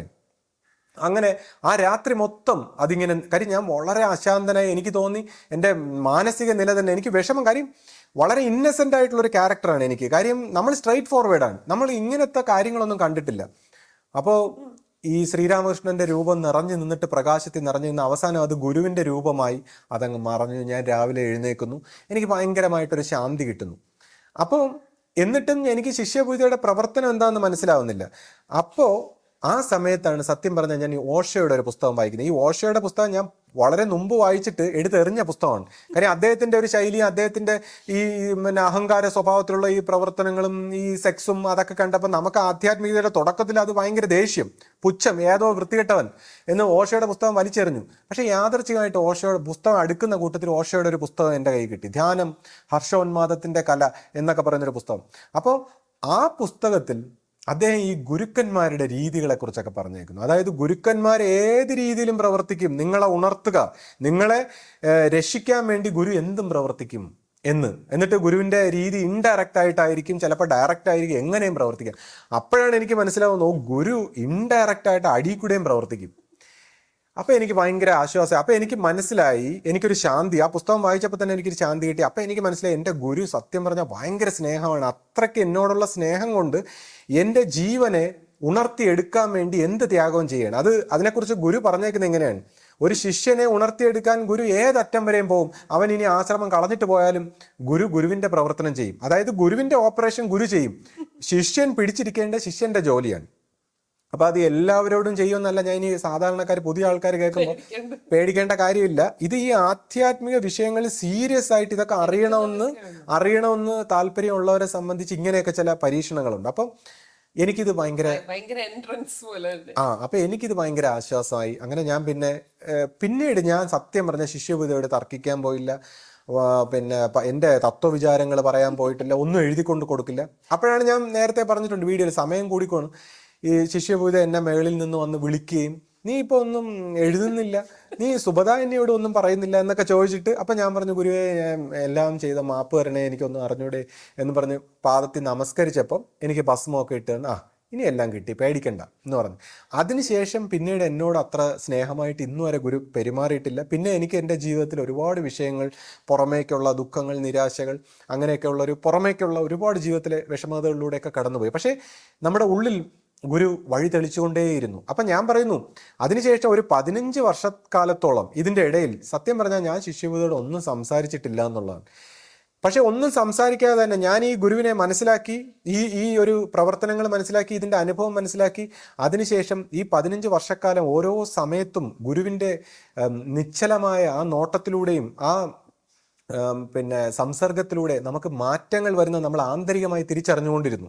ഈ ഓരോ സമയത്തും നമുക്ക് മാറ്റങ്ങൾ വന്നുകൊണ്ടേയിരുന്നു. പക്ഷെ നമ്മളൊന്നും സംസാരിക്കുന്നില്ല. കാര്യം അവിടെയാണ് നമ്മൾ പറയുന്നത് ഗുരുവും ശിഷ്യനും തമ്മിൽ മൗനത്തിൽ നിന്ന് മൗനത്തിലേക്കാണ്, അല്ലാതെ സംസാരത്തിലൂടെ വാക്കുകൊണ്ട് മനസ്സിനെ പറഞ്ഞ് മനസ്സിലാക്കുന്ന അല്ല ആധ്യാത്മിക വിഷയങ്ങൾ. അപ്പോൾ ഞാനൊന്നും അധികം സംസാരിച്ചിട്ടില്ല എന്നുള്ളതാണ്. പിന്നെ ഇദ്ദേഹം പറഞ്ഞ പോലെ ഗുരുവിൻ്റെ മനസ്സിൽ കയറി നോക്കിക്കൂടെ, ഗുരു ആരാണ്, അല്ലെങ്കിൽ ശിഷ്യപൂജിത അദ്ദേഹം പറയുന്ന എന്തോ കുഴപ്പം പിടിച്ച എന്തൊക്കെയോ AC റൂമിലൊക്കെ സുഖിച്ചിരുന്ന് തനിക്ക് എന്തോ ആഡംബരവും സൗഖ്യവും ഒക്കെ എൻജോയ് ചെയ്യുന്ന ഒരു വ്യക്തിയായിട്ടാണ് പുള്ളി പറയുന്നത്. പക്ഷേ ഞാൻ ഇത്രയും വായിച്ച് ഇതിനെക്കുറിച്ചൊക്കെ മനസ്സിലാക്കി ഇതിനെക്കുറിച്ച് പരീക്ഷിച്ചെങ്കിൽ എൻ്റെ ജീവിതം തുലയ്ക്കാൻ ഞാൻ ശ്രമിക്കുമോ? അപ്പം ഞാൻ പരീക്ഷിക്കില്ലേ? എൻ്റെ ഗുരുവിനെ എനിക്കൊന്ന് മനസ്സിലാക്കണ്ടേ? അപ്പോൾ അല്ലെങ്കിൽ തന്നെ ഞാൻ പറഞ്ഞു, എനിക്ക് വാചക സ്വഭാവത്തിൽ തത്വചിന്താപരമായിട്ട് എനിക്ക് മനസ്സിലാകാത്ത അല്ലെങ്കിൽ എനിക്ക് ഇഷ്ടപ്പെടാത്ത ഒരു ഫിലോസഫി സംസാരിക്കുമ്പോൾ ഞാൻ എങ്ങനെ ഈ ഗുരുവിനെ സ്വീകരിക്കണം? കാര്യം ഞാൻ എങ്ങനെ ഈ ഗുരുവിനെ സ്വീകരിക്കും? അപ്പോഴാണ് ഞാൻ ഈ ഗുരുവിനെ നേരത്തെ ഈ അനുഭവ സ്വഭാവത്തിൽ വന്നത് കൂടാതെ ഞാൻ ഈ ഗുരുവിനെ കുറിച്ച് ധ്യാനിക്കാനും, അപ്പം ഇങ്ങനെ ധ്യാനിക്കുമ്പോൾ ഓരോ സമയം ഈ ധ്യാനിക്കുന്ന തലത്തെക്കുറിച്ചൊക്കെ ഞാൻ പറയാൻ പാടില്ല. ഇപ്പം ഞാൻ ഈ ഒരുപാട് കാര്യങ്ങൾ പറയുന്നത് കൊണ്ട് ചില അപകടങ്ങളുണ്ട്, അതിനെക്കുറിച്ച് ഞാൻ പറയാം. പക്ഷെ എന്നാലും ഞാൻ വേഗമായിട്ടേ പറയുന്നുള്ളൂ. പറയുന്ന രീതിയിലല്ല, ആൾക്കാർ തെറ്റിദ്ധരിക്കാതിരിക്കാൻ വേണ്ടിയാണ്. കാര്യം തെറ്റായിട്ട് ധരിക്കാനേ സാധ്യതയുള്ളൂ. അതുകൊണ്ട് ഞാൻ ഇതിനെ മാറ്റി തിരിച്ചൊക്കെ പറയാണ്. അപ്പോൾ ധ്യാനിക്കുന്ന സമയത്ത് ഓരോ സമയത്തും നമ്മുടെ മനസ്സിൻ്റെ ഓരോ തലങ്ങളിൽ ചെല്ലുമ്പോൾ ശിഷ്യപൂജിത അതിനേക്കാളും വളരെ ഉയരത്തിലാണ്. അപ്പം നമ്മളിങ്ങനെ മാക്സിമം ശിഷ്യപൂജയുടെ പുറകിൽ ശിഷ്യപൂജയുടെ അവസ്ഥ എന്താണെന്ന് ഇങ്ങനെ നോക്കി പോകുമ്പോൾ ഏറ്റവും ഒരു മനുഷ്യൻ്റെ ശരീരത്തിലിരുന്ന് മനുഷ്യൻ്റെ ബോധത്തിലിരുന്ന് പോകാൻ കഴിയുന്ന ഏറ്റവും ഉയർന്ന പോയിന്റിലെത്തിയാലും അതിനേക്കാളും വളരെ ഉയരത്തിലാണ് ശിഷ്യപൂജിത. അപ്പോൾ ഗുരുസ്വരൂപമായിട്ട് നിൽക്കുന്നു എന്ന് എനിക്ക് കാണിച്ചു തരുന്നു. എന്നിട്ട് പറയുന്നു, ഇനി ഇതിൻ്റെ അപ്പുറം പോയാൽ നിനക്ക് നേരെ ഹ്യൂമൻ ബോഡിയിൽ ചിലപ്പോൾ എൻ്റെ മനസ്സിലായി പോവും, അല്ലെങ്കിൽ എനിക്ക് പ്രാന്തായി പോവും, അല്ലെങ്കിൽ ഞാൻ ഒരു അവധൂതനെയൊക്കെ പോലെ ആയിപ്പോവും, കോൺഷ്യസ്നെസ് തെറ്റിപ്പോവും, അതിൻ്റെ താളം തെറ്റിപ്പോവും.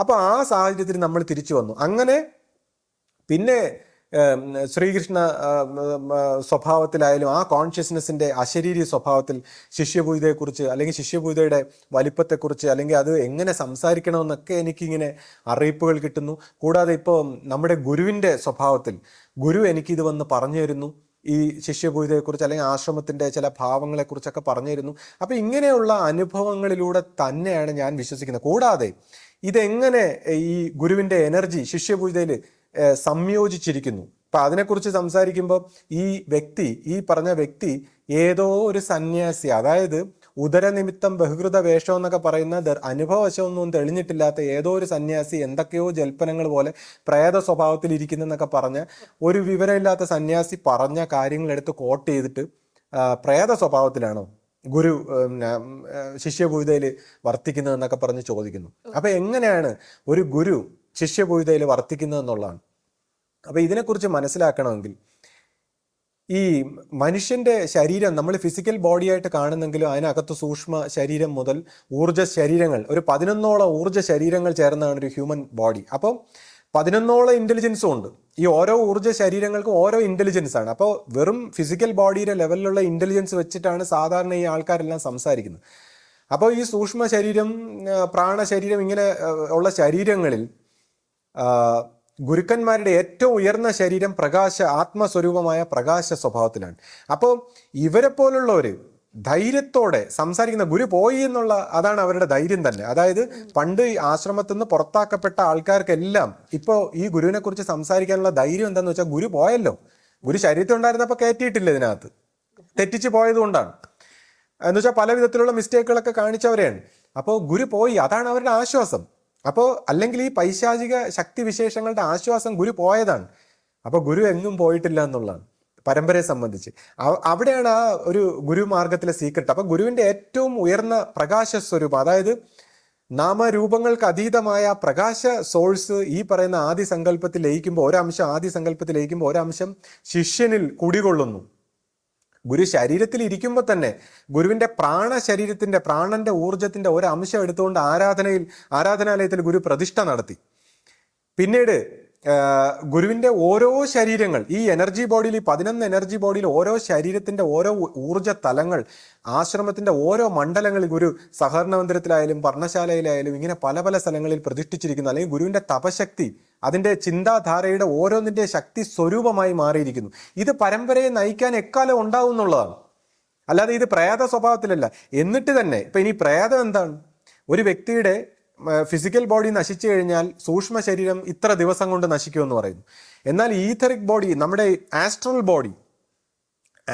ബോഡി ഒരു വ്യക്തി മരിച്ചു കഴിഞ്ഞാൽ അത് പിതൃലോകത്തേക്ക് പോകും സ്വാഭാവികമായിട്ട്. അഥവാ പിതൃലോകത്തേക്ക് പോകാൻ പറ്റാത്ത രീതിയിൽ എന്തെങ്കിലും വൈരാഗ്യമോ പ്രതികാരമോ അല്ലെങ്കിൽ എന്തെങ്കിലും ആഗ്രഹ പൂർത്തീകരണമോ ഒക്കെ ഉണ്ടെങ്കിൽ, അല്ലെങ്കിൽ അപമൃത്യോ ഒക്കെ സംഭവിച്ച ഇത് ഈ ആസ്ട്രൽ ബോഡി ഇങ്ങനെ സഞ്ചരിക്കുന്നത്, ഇതിനെയാണ് നമ്മൾ പ്രേതം എന്നൊക്കെ പറയുന്നത്. അപ്പൊ ഈ ആസ്ട്രൽ ബോഡിയുടെ ശല്യങ്ങളും അല്ലെങ്കിൽ മറ്റുള്ളവരെ പൊസസ് ചെയ്ത് പല തെറ്റുകൾ ചെയ്യിക്കുന്നതൊക്കെ, അതിനെക്കുറിച്ചൊക്കെ അത് വിഷയം മാറിപ്പോ അതൊക്കെ നമ്മൾ വായിച്ചിട്ടുണ്ട്. അപ്പം ഈ ഗുരുക്കന്മാരുടെ ആസ്ട്രൽ ബോഡി എത്രമാത്രം സ്ട്രോങ് ആണ്. അപ്പോൾ ഇതിനെക്കുറിച്ച് പറയുന്നത് ഇപ്പോൾ ശ്രീകൃഷ്ണ പരമാത്മാവിൻ്റെ ആവട്ടെ, ബുദ്ധ ഭഗവാന്റെ ആവട്ടെ, മഹാവതാർ ബാബാജിയുടെ ആവട്ടെ, ആസ്ട്രൽ ബോഡി അല്ലെങ്കിൽ അഗസ്ത്യ മുനി, ഭോഗർ, ഇവരുടെയൊക്കെ ആസ്ട്രൽ ബോഡി ശിഷ്യന്മാർക്ക് ദർശനം, അതും മാംസ കണ്ണോടെ സ്പർശിക്കാൻ പറ്റുന്ന രീതിയിൽ ദർശനം കൊടുക്കുന്നതായിട്ട് ഒരുപാട് നമ്മൾ വായിച്ചിട്ടുണ്ട്.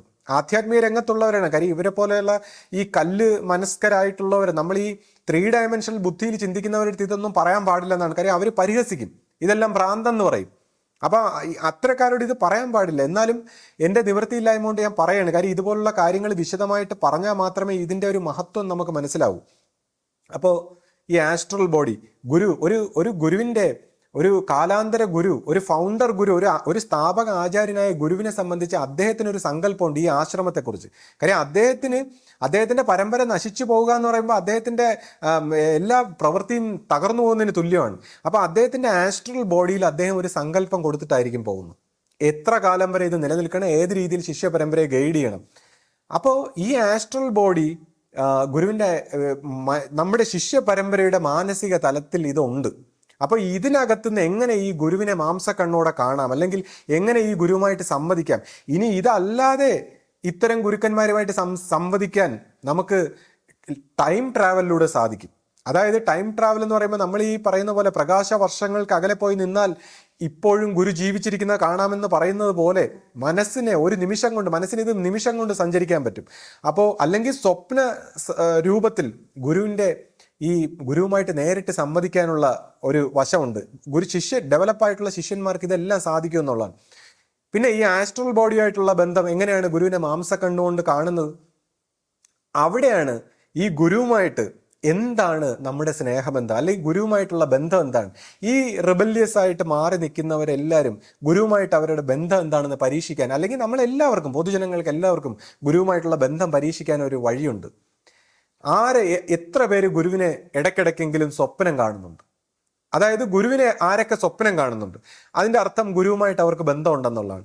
ഇനി സ്വപ്നം കാണുന്നവരിൽ എത്ര പേര് ഗുരുവിനെ ഇങ്ങനെ സഹകരണ മന്ദിരത്തിലും പർണശാലയിലും ഒക്കെ ചെല്ലുമ്പോൾ ചെറിയ ഒരു അരണ്ട വെളിച്ചത്തിൽ ഗുരു അവിടെ ഒരു നേർത്ത രൂപമായിട്ട് ഗുരു ഉള്ളതായിട്ട് കണ്ണുകൊണ്ട് കാണാൻ പറ്റുന്നുണ്ട്? അല്ലെങ്കിൽ പൂജാമുറികളിൽ, അല്ലെങ്കിൽ ചില പ്രത്യേക സാഹചര്യത്തിൽ നമ്മുടെ ഒരു അരണ്ട വെളിച്ചത്തിൽ നമുക്ക് എങ്ങനെ കണ്ണുകൊണ്ട് കാണാൻ പറ്റുന്നുണ്ട്? അതിൻ്റെ അർത്ഥം ഇയാളുടെ സൂക്ഷ്മ മനസ്സിൽ ഇത് നിറഞ്ഞതിൻ്റെ ഒരു ലക്ഷണമാണ്. ഗുരുവിൻ്റെ ആ സ്നേഹം കൊണ്ട് നിറഞ്ഞതിൻ്റെ ലക്ഷണമാണ് അദ്ദേഹം പുറത്തൊക്കെ ഇങ്ങനെ കാണാൻ പറ്റുന്ന, ചെറിയ ഒരു നിഴൽ രൂപം പോലെ ഗുരുവിനെ കാണാൻ പറ്റുന്ന, അല്ലെങ്കിൽ ഗുരുവിൻ്റെ മണം, ഗുരുവിൻ്റെ ആ ഒരു പ്രസൻസ് ഫീൽ ചെയ്യാനുള്ള ഒരു കഴിവ് നേടേണ്ടി, സംവേദന, ആ ലെവലിൽ ഒരു സംവേദന ശക്തി ഉണ്ടാവും. ഇനി അടുത്ത തലത്തിൽ ഈ ശിഷ്യൻ, ഈ ഗുരുവിനോട് ഈ രീതിയിൽ ഡെവലപ്പായ ഒരു ശിഷ്യൻ തന്നിൽ തന്നെ ഗുരുവിനെ കാണും. അതായത് അവനെ നോക്കുമ്പോൾ അവനല്ല, ഗുരുവായിട്ട് കാണും.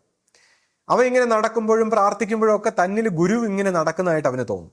അതിന്റെ അർത്ഥം യവനും ഗുരുവായിട്ട്, തന്നിൽ ഗുരുവും ഗുരുവിൽ താനും എന്നുള്ള രീതിയിൽ ഇങ്ങനെ ഐക്യം വന്നുകൊണ്ടിരിക്കുകയാണ്. ഇനി അടുത്ത തലത്തിലാണ് മാംസക്കണ്ണോടുകൂടി ഇവന് ഗുരുവിനെ കാണാൻ പറ്റുന്നത്. അപ്പോൾ ഈ ആസ്ട്രൽ ബോഡി എങ്ങനെ ആത്മാവിന്റെ ആവശ്യമില്ലാതെ എങ്ങനെ മാനിഫെസ്റ്റ് ചെയ്യും?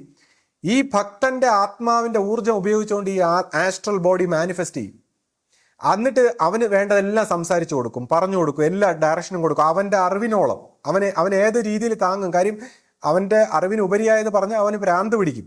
അപ്പോൾ ഓരോരുത്തരുടെയും അറിവിനനുസരിച്ച് സംസാരിക്കാൻ ഈ ആസ്ട്രൽ ബോഡിയിൽ ഗുരുശിഷ്യ ബന്ധം, ഇത് നമ്മുടെ പരമ്പരയിലല്ല, ഇത് അനേകം പരമ്പരകൾ സ്പിരിച്വൽ ഗുരുക്കന്മാരിലൊക്കെ രേഖപ്പെടുത്തിയിട്ടുള്ള ഒരു കാര്യമാണ്. അപ്പോൾ ഇങ്ങനെയാണ് ആ ഗുരുശിഷ്യ ബന്ധത്തിൽ പരിണമിക്കേണ്ടത്. അപ്പോൾ ഈ രീതിയിൽ ഗുരുവുമായിട്ടൊരു ബന്ധം, സ്നേഹബന്ധം അവൻ്റെ സബ് കോൺഷ്യസ് മൈൻഡിൽ തുടങ്ങി ഇങ്ങനെ ഉണ്ടാക്കിയെടുക്കാൻ നമ്മൾ എന്ത് ചെയ്യണം? നമ്മൾ എങ്ങനെ ജീവിക്കണം? അപ്പോൾ അവിടെയാണ് നമുക്ക് ഗുരുവിനോട് സ്നേഹം ഉണ്ടെങ്കിൽ ഈ ഗുരു, ഈ മനുഷ്യരൂപത്തിൽ നവജ്യോതി ശ്രീ കരുണാകര ഗുരുവായിട്ട് ജീവിച്ച ഈ ഗുരുവിൻ്റെ സ്വഭാവം എന്തായിരുന്നു? അതിന് ഏകദേശമെങ്കിലും സാമ്യം നമുക്ക് വരണ്ടേ? അതായത് ഒരു പിശാച് ഗുരുവിനെ നശിപ്പിക്കാൻ വന്നപ്പോൾ ആ പിശാചിനോട് പോലും ദേഷ്യം വരാത്ത, കരുണ ഉണ്ടായിരുന്ന ആ ഗുരുവിൻ്റെ സ്വഭാവം, അതിനനുസരിച്ചൊരു സ്വഭാവം നമ്മൾ വെച്ച് പുലർത്തണ്ടേ? അപ്പോൾ നമ്മുടെ ഈ പരമ്പരയും പ്രസ്ഥാനത്തിനെയും ഇവിടെയുള്ള ഗുരുവിൻ്റെ ശിഷ്യനെയും മറ്റ് സന്യാസിമാരെ അവരുടെയൊക്കെ ഓരോരുത്തരുടെ നിലവാരത്തിൽ എന്തെങ്കിലും കഴിവില്ലായ്മയോ പ്രവർത്തനങ്ങളോ എന്തെങ്കിലുമൊക്കെ നോക്കിയിട്ടായാലും ഇത്രമാത്രം പരിഹസിക്കുകയും പുച്ഛിക്കുകയും കുറ്റം പറയുകയും അധിക്ഷേപിക്കുകയും ഒക്കെ ചെയ്യുന്ന ആ മനസ്സുകളിൽ ഈ ഗുരുവിൻ്റെ ഒരു അടുപ്പം ഉണ്ടാകാൻ പറ്റുമോ? അല്ലെങ്കിൽ അങ്ങനെയുള്ള മനസ്സുകൾക്ക് ഗുരുവുമായിട്ട് ലയനം സ്ഥാപിക്കാനോ അല്ലെങ്കിൽ ഗുരുവിനെ ഈ മാംസക്കണ്ണുകൊണ്ട് കാണാനോ പറ്റുമോ? അല്ലെങ്കിൽ അവരെ അത്തരക്കാർ ഗുരുവിൽ നിന്ന് എത്രമാത്രം അകന്ന് മാറുന്നു? അപ്പം ഇതൊക്കെയാണ് നമ്മൾ മനസ്സിലാക്കേണ്ടത്. ഇനി ഞാൻ എന്തുകൊണ്ട് ഈ ആധ്യാത്മിക വിഷയങ്ങൾ പറയുന്നില്ല? ഇപ്പം എൻ്റെ തന്നെ കാര്യങ്ങൾ തെറ്റിദ്ധരിക്കുന്നത് എന്താണ്? ഞാൻ ഈ ആധ്യാത്മിക വിഷയങ്ങൾ ഇപ്പം ഞാൻ പറയുന്ന ആധ്യാത്മിക വിഷയങ്ങൾ എന്തുകൊണ്ട് വ്യത്യസ്തമായിരിക്കുന്നു പലരും ചോദിക്കാറുണ്ട്. അപ്പോൾ ഞാനിങ്ങനെ ആശ്രമ സ്വഭാവത്തിൽ വരുമ്പോൾ ഈ ആധ്യാത്മിക വിഷയങ്ങൾ രണ്ട് രീതിയിൽ പറയാം. ഒന്ന് എക്സ്പീരിയൻസിനെ ബേസ് ചെയ്തുകൊണ്ട് പറയാം, ഒന്ന് എക്സ്പീരിയൻസറിനെ ബേസ് ചെയ്തുകൊണ്ട് പറയാം. അതായത് എക്സ്പീരിയൻസിനെ ബേസ് ചെയ്തുകൊണ്ട് പറഞ്ഞാൽ നമ്മൾ ഈ ദർശന സ്വഭാവത്തിലും പല പല പല പല അനുഭവങ്ങളായിട്ട് ഇങ്ങനെ എക്സ്പീരിയൻസുകളെ ബേസ് ചെയ്തുകൊണ്ട് പറയാം. ആശ്രമത്തിൽ ഗുരു മെജോറിറ്റി കൂടുതലും ഇങ്ങനെയാണ് സംസാരിച്ചിരിക്കുന്നത്. ഇനി എക്സ്പീരിയൻസർ, അതായത് ഈ അനുഭവിക്കുന്നവൻ, അവൻ്റെ സബ്ജക്റ്റിവിറ്റിയെ ബേസ് ചെയ്തുകൊണ്ട് പറയുമ്പോൾ അത് സാധാരണക്കാർക്ക് ബോറിംഗ് ആണ്. കൂടാതെ ഇതൊത്തിരി മെച്ചുറായി മുൻ ജന്മങ്ങളിലെ ഈ പാത സഞ്ചരിച്ചിട്ടുള്ളവനായിരിക്കണം. അല്ലെങ്കിൽ എക്സ്പീരിയൻസർ ബേസ് ചെയ്തുകൊണ്ട് പോകാൻ പറ്റൂല, അയാൾക്ക് അതിൽ താല്പര്യവും വരില്ല. പിന്നെ ഇതിൻ്റെ രണ്ടിൻ്റെ വ്യത്യാസം എന്താണെന്ന് വെച്ചാൽ എക്സ്പീരിയൻസിനെ ബേസ് ചെയ്തുകൊണ്ട് പോകുന്നവരാണ് തെറ്റിപ്പോകാനുള്ള സാധ്യത, അഹങ്കാരം വരാനുള്ള സാധ്യത, പിന്നെ സംശയിക്കാനുള്ള സാധ്യത, മാനസിക പ്രോബ്ലങ്ങൾ, ഇതെല്ലാം എക്സ്പീരിയൻസ് ബേസ് ചെയ്തുകൊണ്ടാണ്. എന്നാൽ സാധാരണ ജനങ്ങളെ എക്സ്പീരിയൻസ് ബേസ് ചെയ്തുകൊണ്ട് പരിവർത്തനപ്പെടുത്താൻ പറ്റുകയുള്ളൂ. പക്ഷേ അവിടെ ഗുരുവിനെ വിശ്വസിക്കണമെന്നുള്ള അല്ലെങ്കിൽ ഗുരുവാക്ക് അനുസരിക്കണം എന്നുള്ളതാണ് അതിൻ്റെ സേഫ് സോൺ. പക്ഷേ ഈ എക്സ്പീരിയൻസറെ ബേസ് ചെയ്ത് പോയാൽ തെറ്റില്ല, അഹങ്കാരം വരില്ല, അയാൾ സംശയിക്കില്ല, അയാൾക്ക് ഭ്രാന്ത് വരില്ല, അയാൾ സേഫ് സോണിലാണ്. എന്തുകൊണ്ടെന്ന് വെച്ചാൽ ഇത് എക്സ്പീരിയൻസർ സബ്ജക്റ്റിവിറ്റി ആയ അവയർനെസ് ആണ്. അയാൾ മനസ്സിൻ്റെ ഒരു കാര്യങ്ങളെയും എക്സ്പീരിയൻസിനെ ഒന്നിനെ സ്വീകരിക്കുന്നില്ല. അപ്പോൾ അതുകൊണ്ട് തന്നെ ഞാനിങ്ങനെ സംസാരിക്കുന്ന ഈ കാര്യങ്ങൾ മറ്റുള്ളവർക്ക് പറഞ്ഞു കൊടുക്കാൻ വേണ്ടി മാത്രമാണ് സംസാരിക്കുന്നത്. ഞാൻ ഇതിനെ ഒന്നും മനസ്സുകൊണ്ട് ഈ രീതിയിലാണ്, ഇങ്ങനെയാണ്, അങ്ങനെയാണെന്ന് ഉറപ്പിച്ചിട്ടല്ല സംസാരിക്കുന്നത്. കൂടാതെ ഞാൻ എന്തുകൊണ്ട് ഇത് സ്വീകരിച്ചു? കാര്യം എനിക്ക് ഈ നമ്മുടെ ഗുരുമാർഗത്തിൽ വന്നേക്കുന്ന ഈ കാര്യവും മറ്റു കാര്യങ്ങളും തമ്മിൽ എങ്ങനെ ക്ലാരിറ്റി ഉണ്ടാക്കണം, അല്ലെങ്കിൽ ഇതിനെ എങ്ങനെ വിശദീകരിക്കണം, അല്ലെങ്കിൽ ഇതിനെ എങ്ങനെ ലോജിക്കലായിട്ട് മനസ്സിലാക്കണമെന്ന് അറിയാനാണ് ഞാൻ ഇത്രയും കഷ്ടപ്പെട്ടത്. അപ്പോൾ അതുകൊണ്ട് തന്നെ ഞാൻ മനസ്സിലാക്കിയ രീതിയിൽ എന്തുകൊണ്ട് ഇപ്പോൾ പറയുന്നു. ഇപ്പോൾ ഇവിടെ പറഞ്ഞ രീതിയിൽ പറഞ്ഞാൽ പോരെ? പലരും പറയും ആശ സംസാരിക്കൂ, ആശ പറയുമ്പോൾ ഇവിടെ നമ്മൾ കേട്ട രീതിയിൽ പറയും.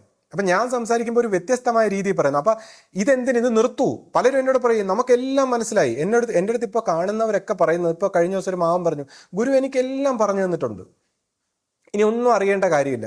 അപ്പോൾ വേറൊരു അമ്മ കഴിഞ്ഞ ദിവസം ആശയോട് പറയുന്നു, ഗുരു നമുക്കെല്ലാം പറഞ്ഞു തന്നിട്ടുണ്ട്, ഇനി ഒന്നും അറിയേണ്ട കാര്യമില്ല. വേറൊരാൾ സഹോദരിയോട് പറയുന്നു, ഗുരു എല്ലാം പറഞ്ഞു തന്നിട്ടുണ്ട്, ഇനി ഒന്നും അറിയേണ്ട കാര്യമില്ല. അപ്പം എങ്ങനെ ഒരു ഗുരുവിനെല്ലാം പറഞ്ഞു തരാൻ പറ്റും? മനസ്സുകൊണ്ട് ഈ പറഞ്ഞ് ബോധ്യപ്പെടുത്തി, ഇത് ഉണർച്ചയുടെ വശമല്ലേ? അപ്പം ഇതെങ്ങനെ മനസ്സുകൊണ്ട് പറഞ്ഞുതരാൻ പറ്റും? അപ്പം ഇത് മനസ്സിലാകാത്തത് കൊണ്ടാണ് ഇത്രയും സംശയങ്ങളും പ്രശ്നങ്ങളും പരാതികളും ജീവിതത്തിൽ ഇത്രമാത്രം പ്രോബ്ലങ്ങളും മാനസിക പ്രോബ്ലങ്ങളും ഇത്ര ഇഷ്യൂ ഉണ്ടായത്. അപ്പം ദയവ് ഇത് ഞാൻ ഈ പറയുന്ന വളരെ ശ്രദ്ധിച്ച് കേൾക്കണം. ഇത് ശ്രദ്ധിച്ച് കേട്ടാൽ നമ്മുടെ ജീവിതത്തിലെ 99 പ്രശ്നങ്ങളും പോകും. നമുക്ക് അടുത്ത ഒരു തലത്തിലേക്ക്, പുതിയൊരു വെളിച്ചത്തിലേക്ക്, പുതിയൊരു ഭക്തിയിലേക്ക്, പുതിയൊരു ശാന്തിയിലേക്ക് കടക്കാനുള്ള ഒരു വഴിയാണ് ഞാൻ പറയുന്നത്. ഇത് ദയവ് ഇത് നമ്മൾ ഇതിനെ കുറ്റം പറയാതെ തെറ്റിക്കാതെ കേട്ടാൽ, ഞാൻ നിങ്ങളെ ഒന്നും പഠിപ്പിക്കുന്നില്ല, ആരെ ഒന്നും പഠിപ്പിക്കുന്നില്ല.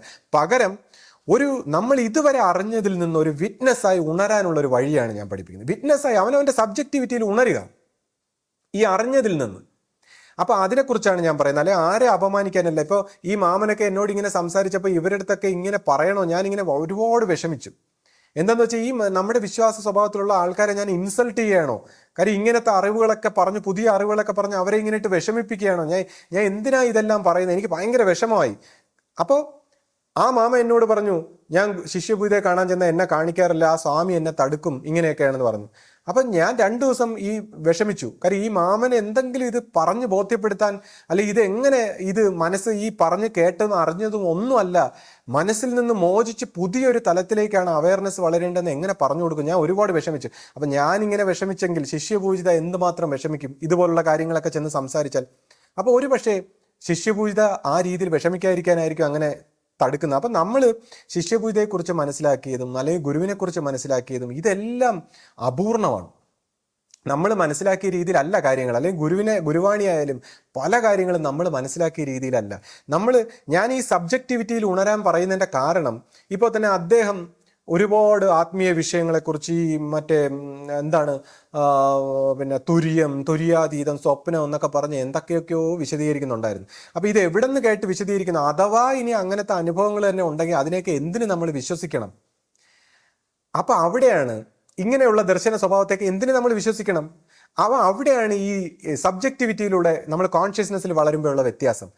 അതിനെയാണ് ത്രിപുടി മുടിഞ്ഞ് തെളിഞ്ഞിടുന്ന ദീപം എന്ന് പറയുന്നത്. അതായത് ഈ ദർശിക്കുന്നവൻ, ഈ ദർശന വസ്തു, ഇങ്ങനെ 3ആയിട്ടിരിക്കുന്ന ഈ ത്രിപുടി അത് മുടിഞ്ഞ് ഈ ദർശിക്കുന്നവനും ഈ ദർശന വസ്തുവായിട്ട് മാറിയിരിക്കുന്നതും രണ്ടും കൂടെ ഒരുമിച്ച് ചേർന്ന് ദർശനം അല്ലെങ്കിൽ കാഴ്ച മാത്രമാകുന്ന അപരോക്ഷ അനുഭവം, ഡയറക്റ്റ് എക്സ്പീരിയൻസ്. ഇന്നലെ വരെ നമ്മൾ ദർശന വ്യക്തി മാറി നിന്നു, ദർശിക്കുന്ന ഇത് മാറി നിന്നു, എന്നിട്ട് ദർശനം എന്നൊരു പ്രോസസ്സ് 3ആയിട്ടാണ് ത്രിപുടി.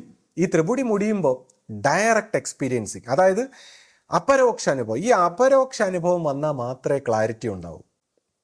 അത് വർണ്ണിക്കാൻ പറ്റാത്ത രീതിയിലാണ്. അത് വന്നു കഴിയുമ്പോൾ മാത്രമേ ആധ്യാത്മിക രംഗത്തുള്ള സംശയങ്ങളെല്ലാം നീങ്ങൂ. കാര്യം അതിനെയാണ് തുര്യം എന്ന് പറയുന്ന സ്റ്റേറ്റിലൂടെ കടന്നു പോകുമ്പോഴേ ഈ അപരോക്ഷ അനുഭവം സ്റ്റാർട്ട് ചെയ്യുന്നു, ഡയറക്റ്റ് എക്സ്പീരിയൻസിങ്. അതുവരെ മൈൻഡ് കൊണ്ടുള്ള എക്സ്പീരിയൻസ് ആണ്. ഇതാണ് നമ്മളെ സംശയിപ്പിക്കുന്നത്, അഹന്തയിൽ ഉണ്ടാക്കുന്നത്, നമ്മളെ വഴിതെറ്റിക്കുന്നത്, നശിപ്പിക്കുന്നത്. അപ്പം അതുകൊണ്ട് തന്നെ ഞാൻ ഈ സബ്ജക്റ്റിവിറ്റിയെ പിടിച്ചു പോയതുകൊണ്ട് ഓരോ സമയത്തും ഞാൻ എക്സ്പീരിയൻസുകളെ പിടിച്ചല്ല പോകുന്നത്, സബ്ജക്റ്റിവിറ്റിയെ പിടിച്ചാണ് പോകുന്നത്. അതുകൊണ്ടാണ് ഈ സബ്ജക്റ്റീവ് സ്റ്റേറ്റിൽ ഉണ്ടാകുന്ന കാര്യങ്ങളെക്കുറിച്ച് ഞാൻ ഇത്രയും വിശദീകരിച്ചത്. അപ്പോൾ അവിടെയുണ്ട് പ്രശ്നം. അതിനെ തെറ്റിദ്ധരിച്ചിട്ട് എൻ്റെ അടുത്ത് ചില സുഹൃത്തുക്കൾ വന്ന് പറയും, ഇപ്പം എനിക്ക് എൻ്റെ വ്യക്തിഗതമായ കാര്യങ്ങളൊന്നും അല്ല, എനിക്ക് യൂണിവേഴ്സലായിട്ടുള്ള കാര്യങ്ങളാണ് എൻ്റെ കാര്യം. അപ്പം ഞാൻ എന്നിട്ട് പക്ഷേ മറ്റുള്ള വ്യക്തികളുമായിട്ടെല്ലാം സ്പർദ്ധ, അവരെയൊക്കെ ഞാൻ മാറ്റി, എല്ലാവരെയും എനിക്ക് ആരോടും ചേരാൻ പറ്റുന്നില്ല, അങ്ങനെ. പക്ഷേ നമ്മൾ മനസ്സിലാക്കേണ്ട യൂണിവേഴ്സലായിട്ടുള്ള സ്റ്റേറ്റ് വന്നാൽ പിന്നെ നമുക്ക് ആരുമായിട്ട് ഒരു പ്രശ്നവും ഇല്ലെന്നുള്ളതാണ്. നമ്മുടെ മനസ്സ് ലോകമാതാവെന്ന ഒരു അവസ്ഥയിൽ എത്തണമെന്ന് ഗുരു പറയും. അപ്പോൾ യൂണിവേഴ്സലായിട്ടുള്ള ഒരു സ്റ്റേറ്റിൽ എത്തിക്കഴിഞ്ഞാൽ പിന്നെ നമുക്ക് ആരുമായിട്ടൊരു പ്രശ്നമില്ല. അല്ലെങ്കിൽ പ്രശ്നം അഥവാ ഉണ്ടായാൽ തന്നെ അത് നമ്മൾ അപ്പം കളയും. പ്രശ്നങ്ങൾ ജീവിതത്തിൽ ഉണ്ടാവും, അതപ്പം കളയും. പിന്നെ നമ്മൾ ആത്യന്തികമായ വൈരാഗ്യങ്ങളൊന്നുമില്ല. ഇനി മറ്റൊരാൾ പറയുന്നു, ഞാനിപ്പോൾ നത്തിങ് സ്റ്റേറ്റിലാണ്, എല്ലാം നത്തിങ്, ലൈഫും പർപ്പസ്ലെസ്. അപ്പോൾ കണ്ടില്ലേ, ഇതിനെ തെറ്റിദ്ധരിച്ചു. ഈ മനസ്സെല്ലാത്തിനെയും സ്റ്റേറ്റുകളെ സൃഷ്ടിക്കുകയാണ്. അപ്പോൾ ഈ നത്തിങ് സ്റ്റേറ്റ് എന്നൊക്കെ പറഞ്ഞാൽ ആക്ച്വലി ആ സ്റ്റേറ്റിൽ എത്തിക്കഴിഞ്ഞാൽ മോസ്റ്റ് എനർജറ്റിക് പേഴ്സൺ ആണ് ആകുന്നത് നമ്മൾ. കാര്യം എന്ന് വെച്ചാൽ നമ്മുടെ എല്ലാ പ്രശ്നങ്ങളും മാറി നമ്മുടെ മൈൻഡ് സച്ച് ക്ലാരിറ്റി, നമ്മൾ ഇത്രമാത്രം എനർജി ആയിട്ട് നമ്മൾ ഫുൾ എനർജറ്റിക് ആയിട്ട് എല്ലാ ആക്ടിവിറ്റിയും ചെയ്യാൻ പറ്റുന്നു. അപ്പോൾ ഈ നത്തിങ് ഉണ്ടാക്കുമ്പോൾ ഇത് ഹാലൂസിനേഷനാണ്, ഭ്രാന്താണ്, നിരാശയും ഫ്രസ്ട്രേഷനും പ്രോബ്ലം. അതാണ് മനസ്സിൻ്റെ എക്സ്പീരിയൻസ്. മറ്റൊരാൾ എന്നോട് പറയുന്നു, ഞാനിപ്പോൾ നോ മൈൻഡ് ആയിട്ടുള്ള ആനന്ദം ഇങ്ങനെ എക്സ്പീരിയൻസ് ചെയ്യാണ്, ആനന്ദമയ കോശത്തിലെത്തി. അപ്പോൾ ഇതും ഹാലൂസിനേഷൻ. എന്നിട്ട് അദ്ദേഹം എന്നോട് നിരന്തര ശിഷ്യഭൂതിയെക്കുറിച്ചും ഗുരുവിനെ കുറിച്ചും ഒക്കെ സംശയമാണ് ചോദിക്കുന്നത്. അപ്പം ഞാൻ ചോദിക്കട്ടെ, ഈ നോ മൈൻഡ് എന്ന് പറയുന്ന സ്റ്റേറ്റ് എത്തിയെങ്കിൽ പിന്നെ എന്ത് സംശയമുള്ളത്? കാര്യം മൈൻഡ് ഇല്ലാത്തൊരു സ്റ്റേറ്റ് അറിഞ്ഞ ആളിന് എന്ത് സംശയവും പിന്നെ വരുന്നത്? അയാൾ ആനന്ദം അറിഞ്ഞു കഴിഞ്ഞില്ലേ? ആനന്ദം അറിഞ്ഞു കഴിഞ്ഞാൽ പിന്നെ അയാൾ മറ്റു കാര്യങ്ങളെ, ആനന്ദത്തിന് വിരുദ്ധമായ കാര്യങ്ങൾ അയാൾ വിശ്വസിക്കുമോ?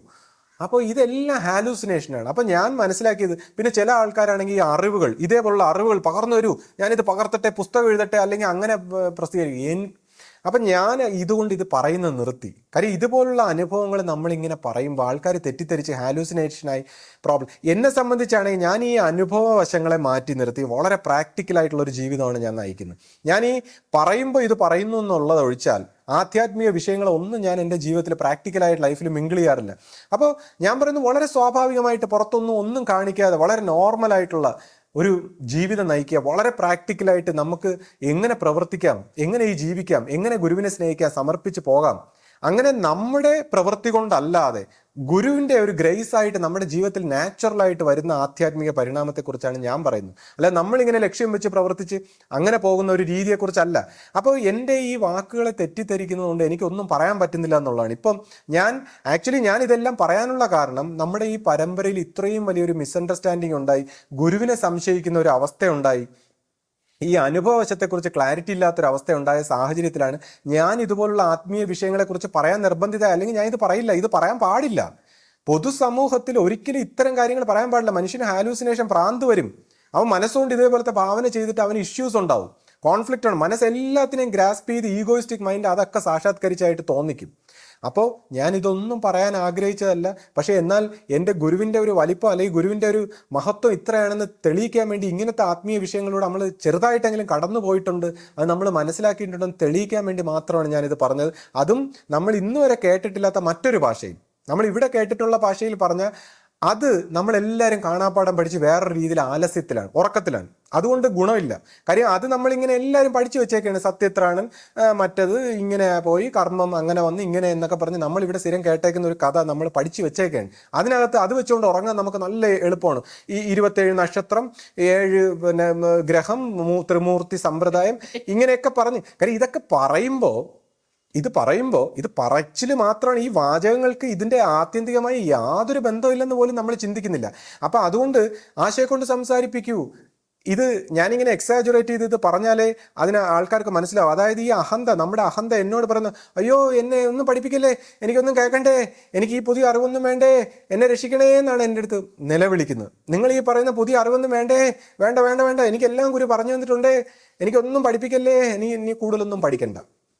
അപ്പോൾ ഇനി ഒന്നും പഠിക്കണ്ട, വയ്യ എന്ന് വെച്ചാൽ പക്ഷെ നമ്മൾ അടുത്ത സ്റ്റെപ്പിലേക്ക് കടക്കണമെങ്കിൽ ഈ പഠിച്ചതും അറിഞ്ഞതും കണ്ടതും കേട്ടതും എല്ലാത്തിനെയും കളഞ്ഞ് പുതിയ ഒരു അവസ്ഥയിലേക്ക് കടക്കണമെങ്കിൽ, അല്ലെങ്കിൽ ഈ ഗുരുമാർഗത്തിൻ്റെ എസൻസ് മനസ്സിലാക്കണമെങ്കിൽ, അല്ലെങ്കിൽ ഈ ഭ്രാന്ത്, അല്ലെങ്കിൽ ഈ സംശയം, ഈ രോഗം, ഇത് മാറണമെങ്കിൽ ഉള്ളൊരു വഴിയാണ് ഞാൻ സംസാരിക്കുന്നത്. അപ്പോൾ ഞാനിത് പറയുന്ന പോലെ ഞാൻ യോഗ സമ്പ്രദായമോ മെഡിറ്റേഷനോ ഒന്നുമല്ല. എന്നെ സംബന്ധിച്ച് ഉണർന്ന് എന്നെ കണ്ണടച്ച് ഞാൻ പലതും ധ്യാനിക്കുന്നത് എന്താണെന്ന് വെച്ചാൽ എനിക്കിത് പറയാനുള്ളതുകൊണ്ട്, പറയേണ്ട കാര്യമുള്ളതുകൊണ്ട് പലതും അറിയാൻ വേണ്ടിയാണ് ഞാൻ മെഡിറ്റേറ്റ് ചെയ്യുന്നത്.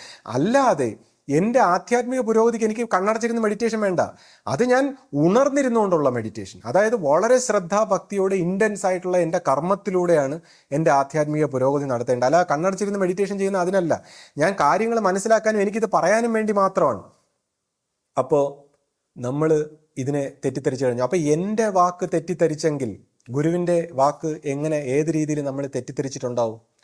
ഗുരുവിൻ്റെ വാക്കുകൾ നമ്മുടെ ഈ പരമ്പരയിലുള്ള ഓരോ വ്യക്തികളും ഏത് രീതിയിൽ തെറ്റിദ്ധരിച്ചിട്ടുണ്ടാവും? ഈ വ്യക്തി എൻ്റെ വാക്കുകളെ മൊത്തം തെറ്റായിട്ടാണ് വ്യാഖ്യാനിക്കുന്നത്, അതിനെ പരിഹാസ്യമാക്കി മാറ്റുന്നു. ആധ്യാത്മികമായിട്ടുള്ള വലിയ വലിയ കാര്യങ്ങളെല്ലാം പരിഹാസ്യമാക്കി മാറ്റുന്നു. ഇപ്പോൾ ഗുരുവാണി, പണ്ട് ഗുരുവിൻ്റെ കൂടെ ഉണ്ടായിരുന്നവർ എല്ലാം പിശാചുക്കളാണോ? ഗുരുവാണി കേട്ടാൽ എന്താണ് കുഴപ്പം? അല്ലെങ്കിൽ ഗുരുവിൻ്റെ ഫോട്ടോ അല്ലെങ്കിൽ അതിനെക്കുറിച്ചൊക്കെ അദ്ദേഹം ചോദിക്കുന്നു. കാര്യം അദ്ദേഹത്തിന് ആശ്രമ പരിചയമില്ല. പണ്ട് ആശ്രമത്തിൽ ഇത് എങ്ങനെ കൈകാര്യം ചെയ്തെന്ന് പുള്ളിക്ക് അറിഞ്ഞൂടാ. ഇനി ഗുരുവാണി കേട്ടാൽ എന്താണ് പ്രശ്നമെന്ന് പുള്ളി ഇങ്ങനെ ചോദിക്കുന്നു. അപ്പോൾ ഇവിടെയും നമ്മൾ വളരെ ശ്രദ്ധിച്ച് കേൾക്കണം. ആരും വിഷമിക്കരുത്. പക്ഷേ ഈ ഫാക്റ്റായ സത്യമായ കാര്യങ്ങളെ സത്യമായിട്ട് എടുക്കണം. ഈ ഗുരുക്കന്മാരോടൊപ്പം, നമ്മുടെ ഗുരുവിൻ്റെ അല്ല, ഏത് ജീസസ് ആവട്ടെ, മുഹമ്മദ് നബി, ബുദ്ധനാവട്ടെ, ആരാവട്ടെ, ഗുരുക്കന്മാരോടൊപ്പം ഒരുപാട് പൈശാചികത്വങ്ങൾ വരുമെന്നാണ് പറയുന്നത്. അതായത് ഒരു ഗുരു ജനിക്കുമ്പോൾ യോഗഭ്രഷ്ടന്മാരും പൈശാചികങ്ങളും എല്ലാവരും സ്വരൂപം എടുത്തു വരും. പല ഉദ്ദേശത്തിലാണ്. കുറച്ച് നല്ല പേരും, ഗുരുവിനെ സംരക്ഷിക്കാനായിട്ട് കുറച്ച് നല്ല പേരും വരും. പക്ഷേ ജീസസിൻ്റെ ഒക്കെ അടുത്ത് നമ്മൾ നോക്കി ഏറ്റവും അധികം പൈശാചികങ്ങൾ കൂടെ വരുന്ന ഗുരുക്കന്മാരോടൊപ്പമാണ്. ഒന്ന്, അവർക്ക് രക്ഷ നേടാൻ, അവർക്ക് മുക്തി നേടണമെങ്കിൽ അതിനുവേണ്ടി. 2, അവർക്ക് കാര്യങ്ങൾ കേട്ട് പഠിക്കാൻ. കാര്യം നോർമൽ വ്യക്തികളെക്കാൾ കൂടുതൽ പൈശാചികങ്ങളാണ് ഇതെല്ലാം കേട്ട് പഠിക്കാൻ ആഗ്രഹിക്കുന്നത്. അപ്പോൾ പൈശാചികങ്ങൾ ഇത് കേട്ട് പഠിച്ച് അവർക്ക് മാനിപ്പുലേറ്റ് ചെയ്യണം, അവർക്കിനെ തെറ്റിക്കണം. കാര്യം ശരിയായ കാര്യങ്ങളെ കേട്ട് പഠിച്ച് തെറ്റിക്കണം. അതിനാണ് പൈശാചികങ്ങൾ വരുന്നത്. കൂടാതെ ചിലർ മുക്തി മതത്തിലേക്ക് പോകാൻ പരിണമിക്കാൻ. അപ്പോൾ ഗുരുക്കന്മാരോടൊപ്പം ഈ പൈശാചിക സ്വഭാവത്തിലുള്ള ഒരുപാട് പേര് വരുമെന്നുള്ളതാണ്. അത് നമ്മൾ മനസ്സിലാക്കിയിരിക്കണം. അപ്പം നമ്മുടെ ഗുരുവിനോടൊപ്പവും നമ്മൾ ഒരുപാട് പൈശാചിക സ്വഭാവത്തിലുള്ളവർ, കാര്യം ഇതെന്തിനാണ് ഈ ഗുരു പോയി കഴിഞ്ഞാൽ ഈ ആശയത്തെ തെറ്റിക്കണം, ഈ ശിഷ്യ പരമ്പരയെ തെറ്റിക്കണം, എല്ലാ ഗുരുമാർഗത്തെ തെറ്റിക്കണം, ഇതിനു വേണ്ടി ഈ പൈശാചികത്വം. അപ്പോൾ ഇതിനെക്കുറിച്ച് പറയുന്ന യുഗാന്തരങ്ങളായിട്ടുള്ളൊരു മിസ്റ്റേക്കിൻ്റെ ഫലമായി ഒരു സിസ്റ്റം എററായിട്ടുള്ള ഒരു മെട്രിക്സ് പ്രവർത്തിക്കുകയാണ്. ഈ മെട്രിക്സിനെ പൊട്ടിക്കാനോ ഇതിൻ്റെ പ്രവർത്തനങ്ങളെ ഇല്ലാതാക്കാനോ അത് സമ്മതിക്കില്ല. അപ്പം അതിൽ നിന്ന് പൈശാചിക സ്വരൂപങ്ങൾ ഗുരുക്കന്മാരെടുത്ത് ശിഷ്യന്മാരെ പോലെ വന്നിരുന്ന് ഇത് കേട്ട് പഠിച്ച് തെറ്റിക്കും. അപ്പം ഈ പൈശാചിക സ്വരൂപത്തിൽ നിന്ന് ഒരു പരിധിവരെയെങ്കിലും ലോകത്തിൽ ഏറ്റവും അധികം വിജയിച്ചിട്ടുള്ള ഇതുവരെ വന്ന ഗുരുക്കന്മാരിൽ ശ്രീകൃഷ്ണ പരമാത്മാവാണ്. അദ്ദേഹം പൈശാചികങ്ങളെ പോലും പറ്റിച്ചുകൊണ്ട് സൂത്രത്തിൽ പെരുമാറിയിട്ടുള്ള, അദ്ദേഹം ജനിച്ചപ്പോൾ മുതൽ അദ്ദേഹത്തെ കൊല്ലാൻ വേണ്ടി പൈശാചികങ്ങൾ വന്നിട്ടുണ്ട്. പൈശാചികങ്ങളെ പറ്റിച്ചുകൊണ്ട് പലതും പ്രവർത്തിച്ചെന്ന്, എന്നിട്ട് അദ്ദേഹത്തെ പോലും അവസാനം ജ്ഞാനം മറഞ്ഞ ഒരു നിമിഷത്തിൽ അവർ വകവരുത്തിയത് നമ്മൾ കണ്ടതാണ്. അപ്പോൾ ഇപ്രാവശ്യം ഗുരുവിനെ ജനിപ്പിച്ചപ്പോൾ അദ്ദേഹം വളരെ സൂത്രത്തിൽ പൈശാചികങ്ങൾക്ക് തിരിച്ചറിയാൻ പറ്റാത്ത ഒരു കുടുംബത്തിൽ, ആരും ശ്രദ്ധിക്കപ്പെടാത്ത ഒരു കുടുംബത്തിൽ ഗുരുവിനെ ജനിപ്പിച്ചു എന്നുള്ളതാണ്.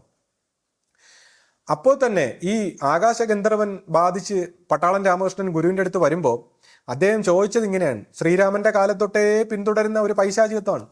അദ്ദേഹം ചോദിച്ചത്, ഞാൻ അറിയാതെ നീ എങ്ങനെ ജനിച്ചു എന്നാണ് ചോദിച്ചത്. അതായത് ഗുരുവിനെ ജനിക്കുമ്പോഴേ നശിപ്പിക്കാൻ വേണ്ടി കാത്തിരിക്കുന്ന ശക്തിവിശേഷങ്ങളാണ്. ഈ മഹാബുദ്ധന്മാർ ജനിക്കുമ്പോഴേ നശിപ്പിക്കാൻ വേണ്ടി കാത്തിരിക്കുന്ന പൈശാചികങ്ങളെ ഒളിപ്പിച്ചാണ് ഗുരുക്കന്മാർ പ്രവർത്തിക്കുന്നത്. അപ്പോൾ ഈ പൈശാചികങ്ങളെ മൊത്തം തെറ്റിക്കുന്ന സൂത്രശാലിയാണ് ഗുരു. ഗുരുവിന് കാരുണ്യമുണ്ട്, ഇവരെയൊക്കെ രക്ഷിക്കണം, ഇവരെയൊക്കെ നന്നാക്കണം.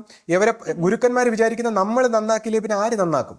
കാര്യം ഗുരുവിൻ്റെ അടുത്ത് നിന്ന് മാത്രമേ ഇത് ഈ പൈശാചിക ശക്തികൾക്ക് മോചനമുള്ളൂ.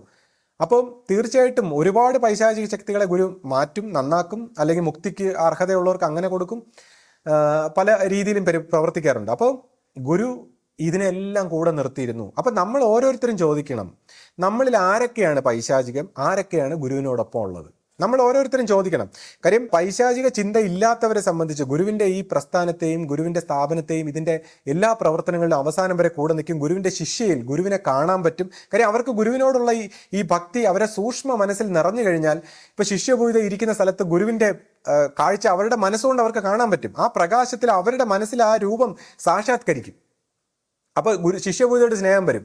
ഇപ്പം ഞാൻ സംസാരിക്കുമ്പോൾ എന്നോട് സ്നേഹം വരും, ഗുരുവിനെക്കുറിച്ച് സംസാരിക്കുന്നുണ്ട്. അപ്പോൾ പിന്നെ മറ്റുള്ളവരുടെ തെറ്റുകൾ ക്ഷമിക്കും. എന്നിട്ട് ഈ ഗുരുവിൻ്റെ ഈ കാര്യങ്ങൾ പ്രവർത്തിച്ചെടുക്കാനുള്ള കുറവും എല്ലാ കാര്യങ്ങളും നമ്മൾ മനസ്സിലാക്കും. അപ്പോൾ ഈ നമ്മൾ ഓരോരുത്തരും എന്നിട്ട് ഗുരുവിൻ്റെ സ്വഭാവമായിട്ട് മാച്ച് ഉണ്ടോ നമുക്ക്, ഈ ദേഷ്യവും പകയും വിദ്വേഷവും മറ്റു കാര്യങ്ങളും? അപ്പോൾ ഇതെല്ലാം ഈ പ്രകടനത്തിലല്ല, ഔട്ട്സൈഡിലുള്ള പ്രകടനത്തിലല്ല, ഇന്നർ കോൺഷ്യസിന്. ഗുരു പറയും മനസ്സിന് തുണി ഉടിപ്പിക്കരുത്. ആന്തരികമായ പരിവർത്തനമാണ്, അല്ലെ ബാഹ്യമായത് ഒരു തുടക്കം മാത്രമാണ്. ആന്തരികമായിട്ട് എത്തിക്കഴിഞ്ഞാൽ ബാഹ്യം ഇല്ലെങ്കിലും കുഴപ്പമില്ല. അപ്പോൾ ഈ ഗുരുക്കന്മാരെ കൂടെ നമ്മൾ നിൽക്കാൻ പറ്റുന്നുണ്ടോ? നമ്മൾ ഓരോരുത്തരും നമ്മളെക്കുറിച്ച് ചോദ്യം ചെയ്യണം. ആരൊക്കെയാണ് പൈശാചികത്വമായിട്ട് ഗുരുവിനോടൊപ്പം വന്നത്? അത് ഏത് ശിഷ്യന്മാരാണ്? എന്തിനാണ് അവർ പ്രവർത്തിക്കുന്നത്? അല്ലെങ്കിൽ ഇതിനെ എങ്ങനെ നശിപ്പിക്കാൻ ശ്രമിക്കുന്നു? ഇതൊക്കെ നമ്മൾ ഓരോരുത്തരും വിചിന്തനം ചെയ്ത് നോക്കേണ്ട കാര്യങ്ങളാണ്. എന്നിട്ട് ഈ ഗുരുക്കന്മാരെ എങ്ങനെ ഈ പൈശാചികളെ പറ്റിക്കും? കാര്യം ഗുരുവിൻ്റെ വാണികൾ പോലും കേട്ട് മാറ്റിമറിച്ച് കളയാൻ കാത്തിരിക്കുന്ന ഈ പൈശാചികൾ, കാര്യം ഗുരുവിൻ്റെ വാണികൾ കേട്ടിട്ട് അതിനെ അർത്ഥം വിശദീകരിച്ച് മാറ്റിക്കളയും അവര്. ഇപ്പൊ ഭഗവാൻ ശ്രീകൃഷ്ണൻ പറഞ്ഞാൽ അതിന് 100 വിശദീകരണം കൊടുത്ത് മാറ്റിക്കളയും. ജീസസ് പറഞ്ഞാൽ അതിനെ വിശദീകരിച്ച് മാറ്റിക്കളയും. ഖുറാനെ വിശദീകരിക്കും. എല്ലാത്തിനും വിശദീകരിച്ച് അവർ മാറ്റിക്കളയും, അർത്ഥം മാറ്റിക്കളയും. അതാണ് അവരുടെ സ്വഭാവം. അപ്പൊ തന്നെ ഇപ്പൊ നമ്മൾ അപ്പൊ ഗുരുവാണിയുടെ അർത്ഥം മാറ്റുന്നത് എങ്ങനെ? അത് പൈശാചിക മാറ്റിക്കളയും. അപ്പൊ അതുകൊണ്ടാണ് ഈ അറിവില്ലാത്ത അനുഭവ തലത്തിൽ ഉയരാത്ത ശിഷ്യന്മാർ ഈ ഗുരുവാണികൾ കേട്ടാൽ അർത്ഥം മാറ്റിക്കളയും. അവർക്ക് മനസ്സിലാവൂല. അവർ തെറ്റിക്കാൻ വേണ്ടി അല്ല, അവരല്ലെങ്കിൽ അവരിലൂടെ പൈശാചികം പ്രവർത്തിക്കും. അങ്ങനെ വരുമ്പോൾ ഗുരു എന്ത് ചെയ്യും? ഒരു പടി മുന്നിൽ കളിക്കും. പൈശാചികത്തിന്റെ പ്രവർത്തനം ഗുരുവിനറിയാം. ഗുരു മാറ്റി പറഞ്ഞു കൊടുക്കും കാര്യങ്ങൾ. കാര്യം ഗുരുവിനറിയാം താൻ ഈ പ്രസ്ഥാനം തുടങ്ങിയെങ്കിൽ ഇതിനെ അവസാനം വരെ കൊണ്ടുപോകാൻ തനിക്കറിയാമെന്നും ഈ ഇത്രയും യുഗാന്തരങ്ങളായ തെറ്റിനെ പതുക്കെ മാറ്റാൻ പറ്റുള്ളെന്നും ഇതിനെ മാറ്റുന്ന പ്രോസസ്സിനിടയ്ക്ക് തൻ്റെ പ്രകാശ സ്വരൂപത്തിൽ തൻ്റെ ശിഷ്യനിലൂടെ പരമ്പരയായിട്ട് താൻ ഇതിനെ നയിക്കുമെന്നും ഇത് പിൽക്കാലത്തെല്ലാം അറിയിക്കുമെന്നും ശരിയായ കാര്യങ്ങൾ അറിയിക്കുമെന്നും ശരിയായ ശിഷ്യന്മാർ വരുമെന്നും ഒക്കെ ഗുരുവിന് അറിയാവുന്നുണ്ട്. ഗുരു മാറ്റി തിരിച്ചും പറഞ്ഞത്. ഗുരുക്കന്മാരെല്ലാം മാറ്റിയും തിരിച്ചും പറഞ്ഞാൽ ഗുരുക്കന്മാരുടെ വാണികൾ മനസ്സിലാക്കാൻ, അല്ലെങ്കിൽ മാറ്റിയും തിരിച്ചും പറയുന്ന ഗുരുക്കന്മാരുടെ വാണികൾ മനസ്സിലാക്കാൻ വലിയൊരു ഇൻസൈറ്റ് വേണം. അതിനൊരു ഉദാഹരണം പറയാം. ഇപ്പം എൻ്റെ സഹോദരി ആദ്യകാലത്ത് ഗുരുവാണികളൊന്നും വായിക്കില്ലായിരുന്നു. അപ്പം ഞാൻ ആധ്യാത്മികമായിട്ട് കുറച്ചൊക്കെ ഇങ്ങനെ ഒരു സന്യാസിയൊക്കെ പോലെ ജീവിച്ച് പല കാര്യങ്ങളും മനസ്സിലാക്കിയൊക്കെ തുടങ്ങിയപ്പോൾ പുള്ളിക്കാരിക്കൊരു സംശയം, ഞാൻ തെറ്റിപ്പോകുന്ന ഒരു വ്യക്തിയാണോ? കാര്യം ഞാൻ വ്യത്യസ്തമായ കാര്യങ്ങളൊക്കെ പറയുന്നു. അപ്പോൾ പുള്ളിക്കാരി ഓരോ ഗുരുവാണിയും വായിച്ചിട്ട് എൻ്റെ അടുത്ത് ഒന്ന് തർക്കിക്കും. ഗുരു ഇങ്ങനെയല്ലേ പറഞ്ഞത്, നീ അങ്ങനെ അപ്പം ഞാൻ പറയും, ഈ ഗുരുവാണി എന്തിന് പറഞ്ഞു, എങ്ങനെ പറഞ്ഞു, ഇതിൻ്റെ യഥാർത്ഥ അർത്ഥം എന്താണെന്ന് ഞാൻ പറഞ്ഞു കൊടുക്കും. അപ്പോൾ അവൾ കരഞ്ഞുകൊണ്ട് പോകും. അതിനുശേഷം വീണ്ടും ഒരു ഗുരുവാണി, അങ്ങനെ ഓരോ ഗുരുവാണിയുടെ യഥാർത്ഥ അർത്ഥം ഞാൻ പറഞ്ഞു കൊടുക്കുമ്പോൾ അവൾ കരഞ്ഞുകൊണ്ട് ഇങ്ങനെ പോകും. ആദ്യകാലത്താണ്, ഇപ്പോൾ അതൊക്കെ മാറിയിട്ടുണ്ട്. അപ്പോൾ എന്താണ്, ഒരു ഗുരുവാണി വായിക്കുമ്പോൾ തെറ്റിദ്ധരിക്കുന്ന കണ്ട.